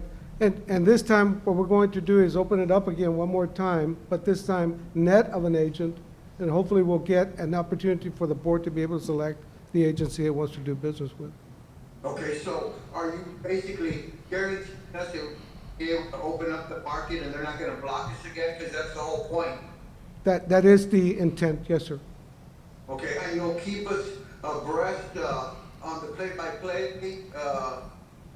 Absolutely. We will keep the staff informed. Actually, once we develop the RFP for the property and casualty, we'll go ahead and add a stipulation in there that the market should be open. We're not going to do agent assignments or market assignments.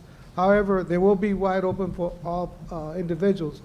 If an agency cannot submit because they weren't fast enough, they can submit an RFP for the agent services, and then you can interview them, or staff can interview them and make a recommendation to you. So, Mr. Garza, Mr. Garza, so how long is this happening that we never opened up the market? I mean, how long has this been occurring? I mean, It's been about 18, 20 years. Approximately, yes, sir. And I know last year, Mr. Garza, Yes, I'm ma'am. going to touch on what Mr. Howell said. We really stressed last year that we didn't want to be in that predicament again. And Correct. here we find ourselves that Mr. Howell is asking you a question and you're like, good question. And it's not a good question because we did specify this Exactly. last year. And here we are, we're finding ourselves blocked from the market and coming back and saying, okay, we need to open up, we need to, provide a 30-day notice, open again for RFPs, develop a new RFP, specify on there for open market. We need to ensure that this gets done because we're the ones that are hurting. Yes, ma'am. And we specified that last year and it didn't happen. Yes, ma'am. And with all due respect, the RFP was sent out right as the district was closing for the summer. And I believe It's a very time-sensitive issue, so I guess, can you just reassure us that, that we really need your help this year? We brought you back, because, we've had your commitment and your knowledge, all your years of experience, but I just want to hear you say that you're going to very best help us get out of this situation and open up the market. Because right now, as you know, on the commercial side, the rates have gone through the roof. Yes, sir. Yes, and I, again, it's something we're stressing, not only here, but everywhere, is that if you intend to open up the markets or you want to solicit, sometimes you have to put the cart before the horse, because that's the only way you're going to get different proposals. Right now, you have an agency that provides that service, and it's not something that you did or I did or anybody else did, just something that's been here for almost 20 years. 20 years. Approximately, that's what we see. But again, some of the stipulations that we intended to implement last year weren't done because we went out to bid a lot faster during the process where the purchasing agent was leaving. So he posted it before we could get a hold of it. So after that, it was just a due date now. Okay, so is that yes? You're going to help us Yes, do the sir. best you can? Absolutely. Okay. Actually, I'm going to take a hands-on this one from start to finish. Yes, we Okay, do need to ensure that, Mr. Garza, because I know we've Mr. had Howe, concerns. oh, sorry. I know we've had concerns, and we did renew your contract. You're here to look out for the best interest of the Yes, ma'am. district. So if you can please ensure that we do get I'll it done absolutely this do time that, around. ma'am. I'll do my very best on it. Yes, ma'am. Thank you. Okay, Mr. Garza, Mr. Howe, maybe you can help me out, and especially for the people that are viewing the presentation and the board meetings. So, Mr. Garza, if the board wishes, we're going to agree, so we're going to go ahead and basically just sever ties with the insurance representative, correct? Yes, sir. Okay, by severing ties with him or her, we're going to be able to select our own insurance agent, or what's going to happen after we sever ties Well, with them? there's a process where we're going to solicit for agency services. Okay. So that you can select the agencies that you want to do business with. In this case, it'll be the administration making the steps will be the administration. Making the recommendation, yes, sir. Okay. So, Out of curiosity, now that, is there a way, Roger, that you could, just like on the health side, that we can talk to the companies directly and deal with maybe take out the middleman, or, because there's less activity on that side of on that side of it, opposed to the health side, there's constant movement yes, sir. daily. On the property and casualty, we don't have buildings don't burn every day, or we're not in an accident every day, so there's less action as far as that goes. Is there any way you can negotiate? I know it's not part of your contract. I know your contract is to consult us. You call it a free look, but is there a way that we could talk about maybe dealing directly with them, kind of like we did it with the health insurance, maybe where we can take paying out 15%, maybe we go, half of that, or I don't think they Yes, do sir. net commissions, but maybe there's a middle ground. We can actually offer those options, stipulations, options to the board. That way the board can set the parameters as we move forward. And the staff can make a recommendation to, That's where we build the RFQ, that, say, obviously we'll talk about it more, but I'm thinking that's the way we Yes, should sir. approach it. yes, sir, definitely. But we will take a proactive approach on this RFP. Okay, so thank you. Thank you. Any more discussion? Okay, now we're looking for a motion. So moved. So moved. We have a I'll second motion. that. We have a motion from Ms. Vallejo and a second from Mr. Hernandez. All in favor, vote by saying aye. Aye. Aye. All opposed, the same sign? The motion passes unanimously. Number 5, Thank you, Mr. discussion. Garza. Thank you, thank you. Thank you very much. Number 5, discussion and possible action to authorize the administration to solicit RFPs for, did we already do this one? RFPs for agency/agent services for property and casualty and work. We did that. Sorry, moving along. No, that's the second one, You're right? fine. I'm right. Discussion and possible action to authorize the administration to solicit RFPs for agency/agent services for property and casualty and workers' compensation. Mrs. Chavez. The administration is recommending this motion for property and casualty and with the exception of workers' compensation. We have a recommendation. Any discussion? Just a quick question. So it says discussion possible action to authorize administration to solicit request for proposal RFP for agency services, property, casualty, and workers' comp. And you're not including workers' comp, Ms. Chavez? Right, because we noted that we may have that 5-year contract. Oh, that's right, okay.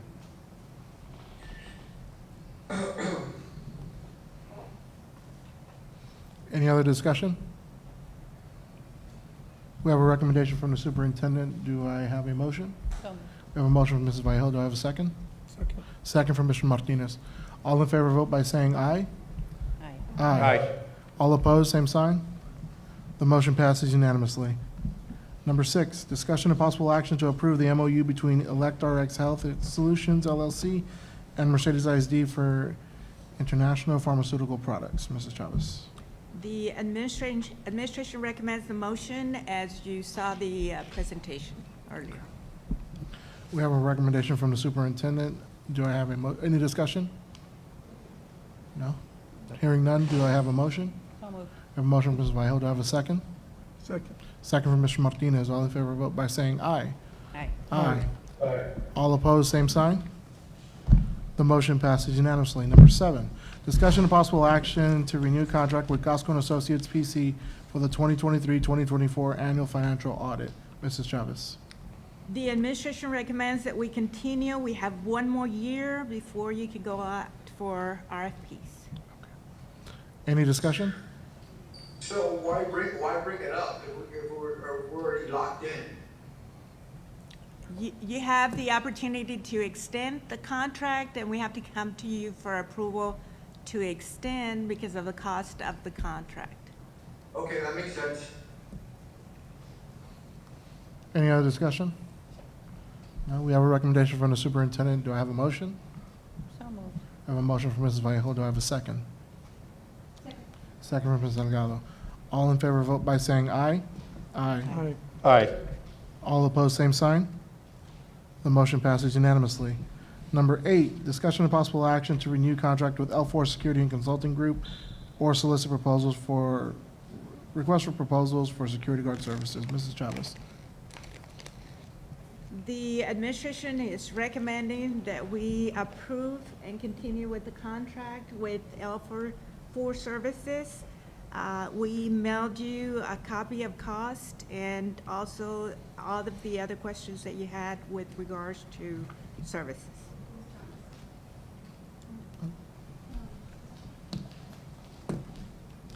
We got some last-minute information from the actual vendor, L4 Security Consulting Group, for the security guard services. Previously, the Board of Trustees had approved a 1-year contract for the 23-24 school year.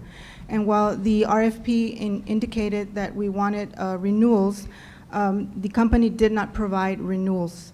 I confirmed that with them this afternoon, and so therefore, we are recommending that we go out for bids because there are no renewals that they're offering. They submitted a quote, but it was a higher priced quote per hour for each of the securities.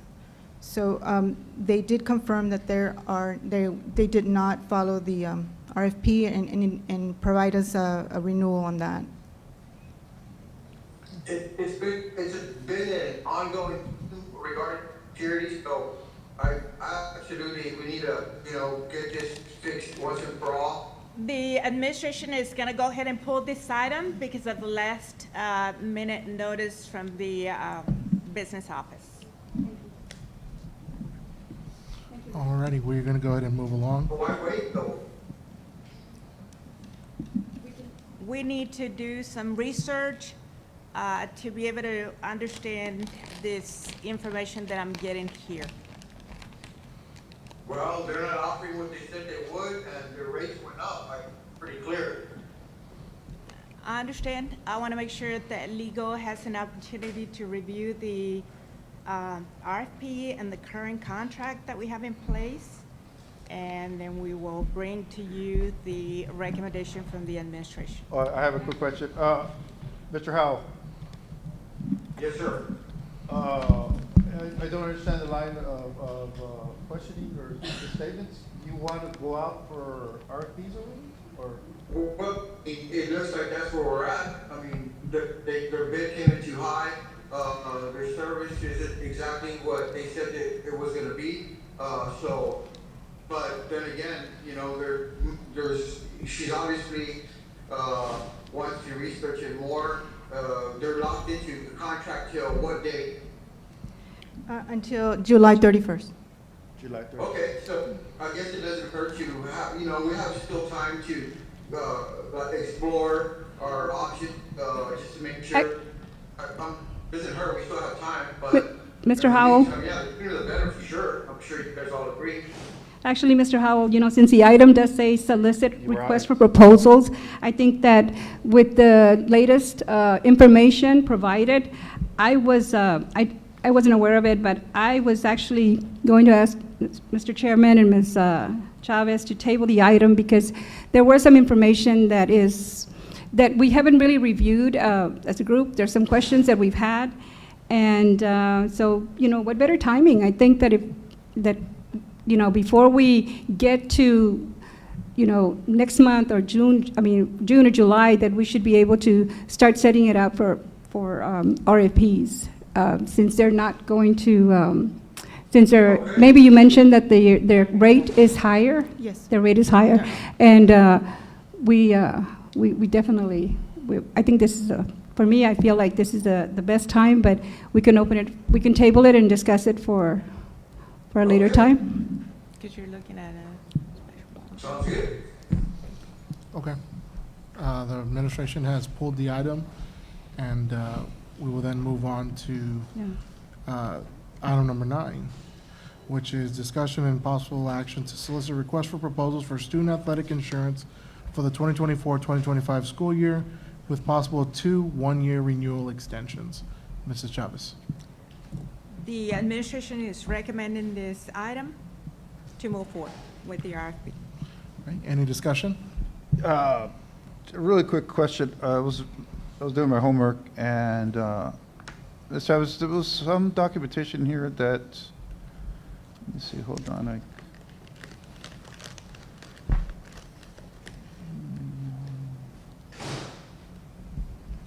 You're recommending a renewal, correct? To go out for RFPs. Okay. And the one that we currently have in July? Closes, yes. Closes July 31st, 2024. Any other discussion? No?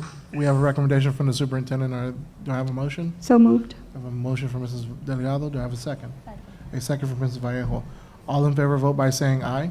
Aye. Aye. All opposed, the same sign? The motion passes unanimously. Number 10, discussion and possible action to solicit request for qualifications for paying agent services and calculation agent for unlimited tax refunding bonds, Series 2021, 2016, 2015, 2014B, 2014A, and allow the administration to work with Mr. Robert Traylor, financial advisor, in obtaining RFQs for these services. Mrs. Chavez. I'm going to ask our CFO to present this item.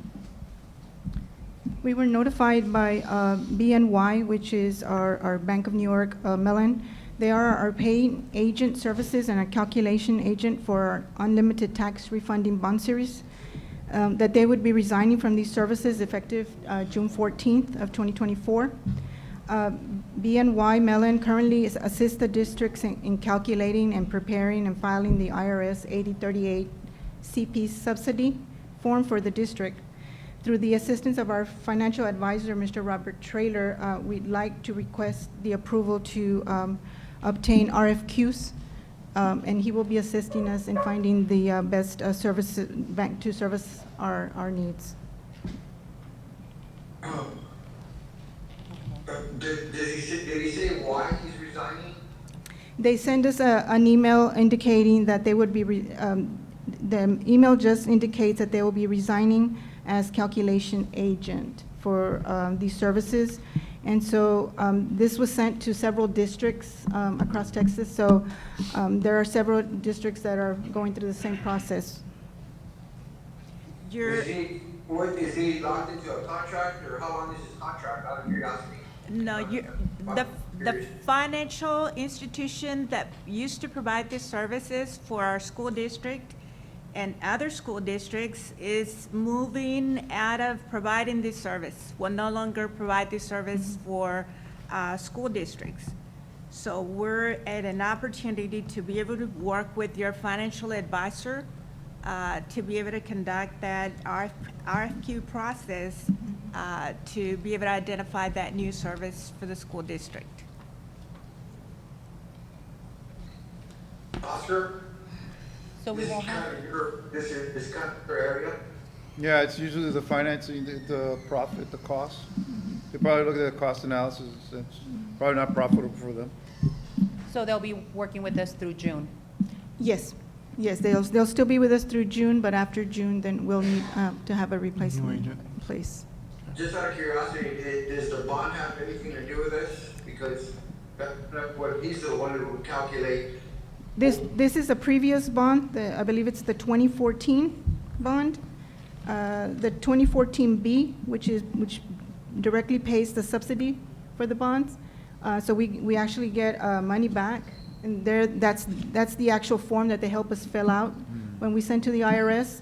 So this past credit we got was $79,000. The actual payment was $177,000. So they help us fill out this form to be sure that it's filled out correctly so that we can receive that subsidy. Ma'am, can you refer to the institution that is going out of business in terms of this service? BNY, they're called BNY Mellon, but it's the Bank of New York. They provide the services for us in calculating the actual figures for the actual form that is sent to the IRS. They are also our paying agent services. Well, they actually prepare the billing and the information that we need to actually make our bond payment. And so therefore, they are still going to be providing the they'll still be the paying agent services, but they will not be the calculation agent. And so we need to replace them for that service. And they're discontinuing those services Yes, overall in general? overall, yes. Yeah, just not profitable. They're getting out of the business, yes. Okay. Any other discussion? Hearing none, we have a recommendation from the superintendent. Do I have a motion? So moved. I have a motion from Mrs. Vallejo. Do I have a second? Second. Second from Mr. Hernandez. All in favor, vote by saying aye. Aye. Aye. All opposed, the same sign? The motion passes unanimously. Moving on to B, Curriculum and Instruction. 1, discussion and possible action to approve the 2024-2025 district instructional calendar. Mrs. Chavez? The administration is looking at organizing a committee to revisit the calendar. We're going to move forward to recommend that you approve as presented and voted by the staff. But we also have some conflicts with our UTRGV, SDC spring break week, which is March 17th through the 21st. And then the stock show happening the week of March 10th through the 14th. We have a little over or under 300 students that will be affected through the dual enrollment and the SDC schedule. And then, of course, we have some concerns with regards to traffic patterns and implications during the week of March 10th through the 14th. So the administration is recommending that you approve with the spring break on March 17th through the 21st, and then we will come back with a committee to recommend a modification as per that committee in terms of implications. Since I had the opportunity to visit with the stock show on Monday, this didn't give us enough time to be able to work with the city, also with our police department, to be able to look at their traffic management plan for that week as well. Did you say it also affects with our dual enrollment? Yes. So we're moving forward, and recommended that you approved as voted and approved by the SBDM committee, and then also as voted by our staff. But we're going to come back to establish a committee to be able to make some recommendations for the district. We have a recommendation from the superintendent. Do we have any more discussion? I see that we have more flexibility with this calendar as opposed to our Earlier week, to the earlier. past calendars. I see that we'll be more flexible and earlier start date. It was well planned by our staff. I'm going to ask the directors, Ms. De La Fuente and Ms. Gracia, to please come up and elaborate on the calendar that they were worked very closely with SBDM and our committees.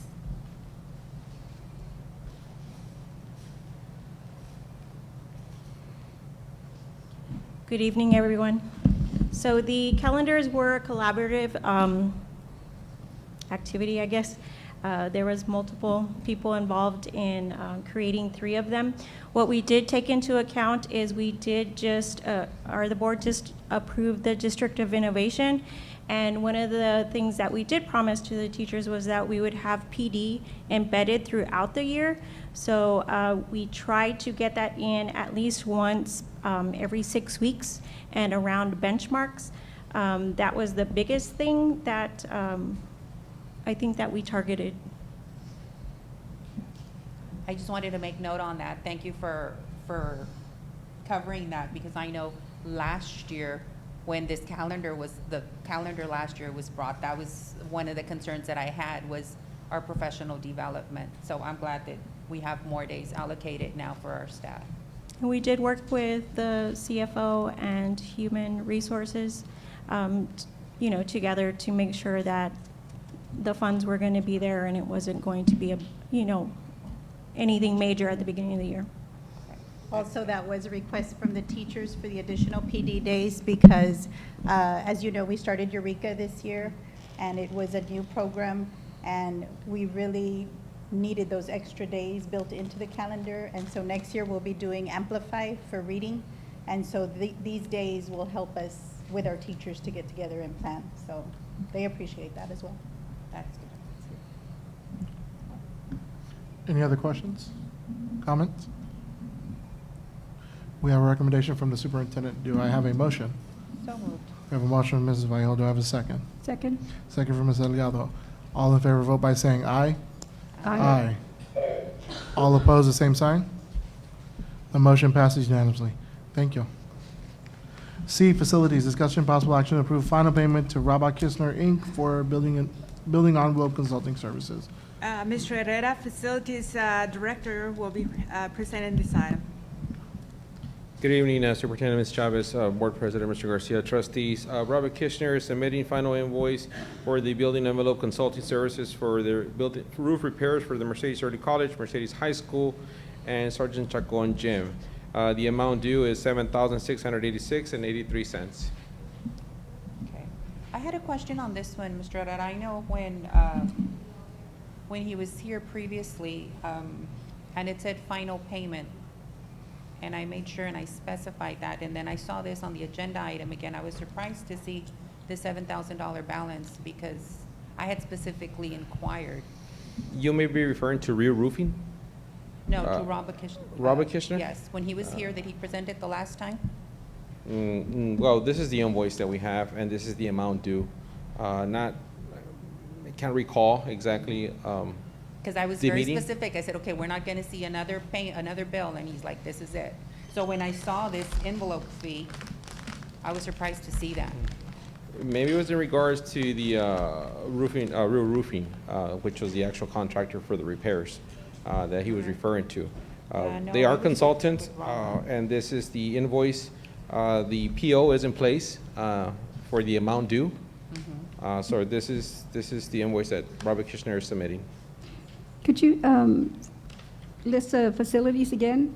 Early College, The Mercedes Early College building, the Mercedes High School E and G wing, and the Sergeant Chacon Middle School gym.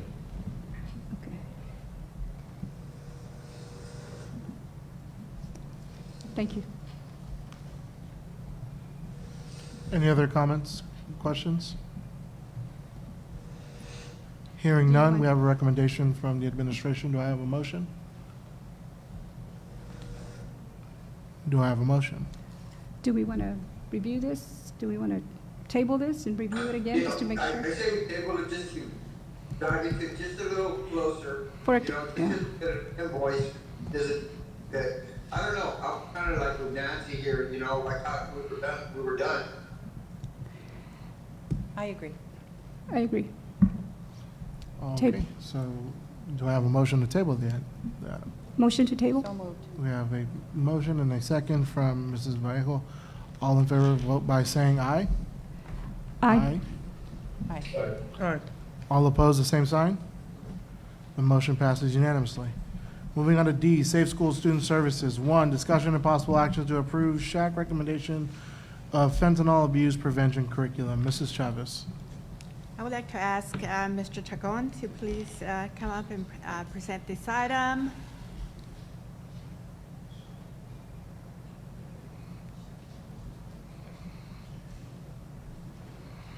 Ms. Venecia can assist.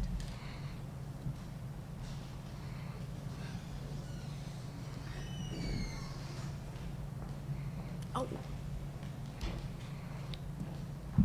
Good I evening, see you out there, everyone. Ms. Bustamante. Thank you. Thank you, ladies. In accordance with House Bill 3908, commonly referred to as Tucker's Law, the School Health Advisory Council is mandated with additional responsibilities.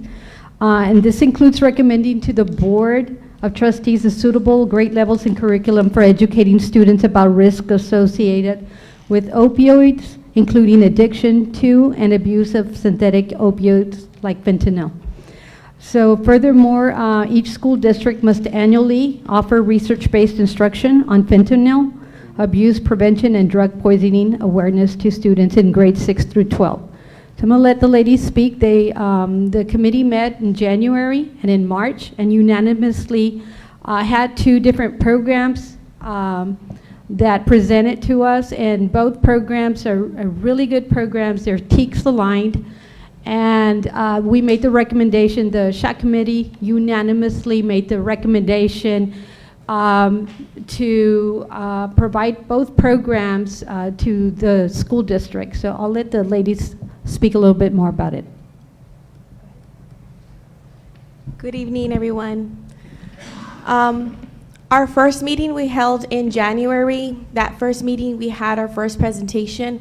It was from the Houston Crime Stoppers. As Ms. Venecia mentioned, they are aligned with the TEKS. It is a fentanyl prevention program. We are required by state law to provide that type of curriculum to our students in grades 6 through 12. Their presentation is about a 1-hour presentation, and they'll go into detail about, effects of drugs. They also have a component of mental health and resources that they'll be providing to our students. The committee felt that it would be great to have that specific presentation to all of our students in 6th to 12th grade, and then we would want to implement the second program which is the Texas A&M Think Smart curriculum. We want to implement that curriculum in our areas that are higher in need, such as like our DAP or our students that are in school suspension. And then in addition to that, we also have a component where they'll be providing lessons to our parents, so they are also aware. The committee felt that education starts at home and that our parents do need to be aware of these trends that are going on. And I think that's about it. Any questions? Oh, yes. Both programs are free. Any other questions? No, I just have a comment. When I saw the agenda item, I went and I did the research on the House bill. I looked at that Tucker's Law, and I know you mentioned, it's a concern in the state, and yes, we are seeing it, unfortunately, we're seeing it more and more often. And it's not just a concern in the state, it's really across the world right now, that it is I mean, even if it wasn't free, I think it's really crucial that our students are educated on it, because unfortunately, we're losing a lot of lives because the kids are not aware of the consequences and really what it is. So. Thank you. Thank you. Any other questions? Thank you. All right, we have a recommendation from the superintendent. Do I have a motion? I have a question, Mr. President. Oh, yes, sir, Mr. Rodriguez. It does say there that it recommends collaborating with Texas A&M. What will be involved with Texas A&M? So Texas A&M, they're going to offer a 1-hour course over a 5-week period. Their program, their curriculum is a little bit more detailed compared to the program that the Houston Crime Stoppers offers, and that's why the committee felt that in working in those high critical areas, where we may see students, in more need of that type of specific teaching, they felt that, they would be best fit for that type of curriculum. Thank you. Thank you. Thank you. Any other questions, concerns?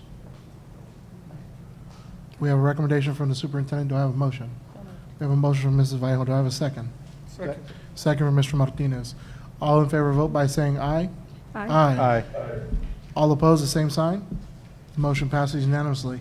Number 2, discussion and possible action to approve a by-board contractor for the installation of window security film district-wide. Mrs. Chavez. I'm going to ask Safe Schools Director, Mr. Tagon, to please come up and present that item with Mr. Herrera, Facilities Director. Yes, good evening, Board President Garcia, Superintendent Chavez, Board, Community. The Texas Education Agency School Safety Standard Plan requires ground-level windowed doors and windows that are adjacent to or near a door and are large enough to allow someone to enter, if broken, must be reinforced with entry-resistant film. So at this time, the campus administration recommends the approval of the proposed contractor Defensify Security Solutions for the installation of the window security film. Here you mentioned the front. Yes. When we did the walkthroughs, you were recommending that we do all of them. That we're going to do the. Are they going to be in phases, or? No, this would, they would come in and So knock all out. of them, not just the entry? Well, it would be the windows at the front of the building, of each of the campuses. So just the fronts. front? Yes, the others are secured with fencing. Because I know when we were doing the walkthroughs, you had said, okay, like, it's recommended that we just do the front, but we're going to Right. do these on the sides too. Yes. That is correct. That is correct. Okay. And this will be funded through the safety grant that was received by the district? The School Safety Standards Grant. Yes. Perfect. All righty. Do we have any other questions or any discussion? We have a recommendation from the superintendent. Do I have a motion? So moved. We have a motion from Mr. Hernandez. Do I have a second? Second. A second from Ms. Vallejo. All in favor, vote by saying aye. Aye. Aye. All opposed, the same sign. The motion passes unanimously. Thank you. Thank y'all. Thank you. Thank you. Now we're moving on to consent agenda. I will go ahead and start on my right. Mrs. Vallejo, do we have any items you'd like to pull? No, I'm fine. No? Mrs. Oh, Delgado? I'm going to pull the E4. Oh, okay. E4. Mrs. Delgado? No, sir. No. Okay. Mr. Martinez? No. Mr. Hernandez? Mr. Howell, were there any items you'd like to pull from consent agenda? No, sir. Mr. Rodriguez? And I didn't have any as well. Mrs. Vallejo, E4. Yeah, no, I didn't have any items to pull. The only one that I just wanted to note was. Oh, I'm sorry. I need a motion to approve the consent agenda with the exception of E4. Oh, okay, yes. We have a motion from Mr. Hernandez. Do I have a second? Second. Second from Ms. Vallejo. All in favor, vote by saying aye. Aye. Aye. All opposed, same sign. The motion passes. My apologies. E4, Mrs. Vallejo. I just wanted to make note on the donation. We had a donation from Ledesma Cleaning Services to our Mercedes High School Athletic or Tennis Department. So I just wanted to thank them and for their $200 donation for our tennis team. Awesome. Thank you all so much. We appreciate the generosity. Thank you. Moving along on the agenda, we need to make a motion to go ahead and approve that. Do I have a motion to approve? I so move. I have a motion from Mr. Hernandez. Do I have a second? Second. Second, Ms. Viejo. All in favor, vote by saying aye. Aye. Aye. All opposed, the same sign. The motion passes unanimously. Moving on to executive session. A, personnel pursuant to the section 551.074 of the Texas Government Code and attorney consultation pursuant to section 551.071 of the Texas Government Code. 1, resignations, terminations, appointments, evaluations, reassignments, duties, and discipline of professional, paraprofessional, and non-contract employees, teacher substitutes and substitutes for maintenance, transportation, and cafeteria department. 2, discussion and consideration of the renewal of teacher term contracts, request for approval for proposed non-renewal of teacher term contracts, and/or request for approval of the termination of teacher probationary contracts for the 2024-2025 school year. 3, discussion and consideration to non-renew the 2023-2024 Chapter 21 term contract of a teacher RH. Letter E was pulled from the agenda earlier. Letter B, I'm sorry. C, discussion and consideration of superintendent's evaluation, employment, and duties. D, student discipline pursuant to section 551.08082 and 551.0821 of the Texas Government Code. Personally identifiable information about a public school student. And E, discussion and private consultation with the attorney regarding pending or contemplated litigation, settlement matters, and/or matters where the professional duty under the state board requires private consultation with the school attorney. The time is now 8:21, and this board is now in executive session.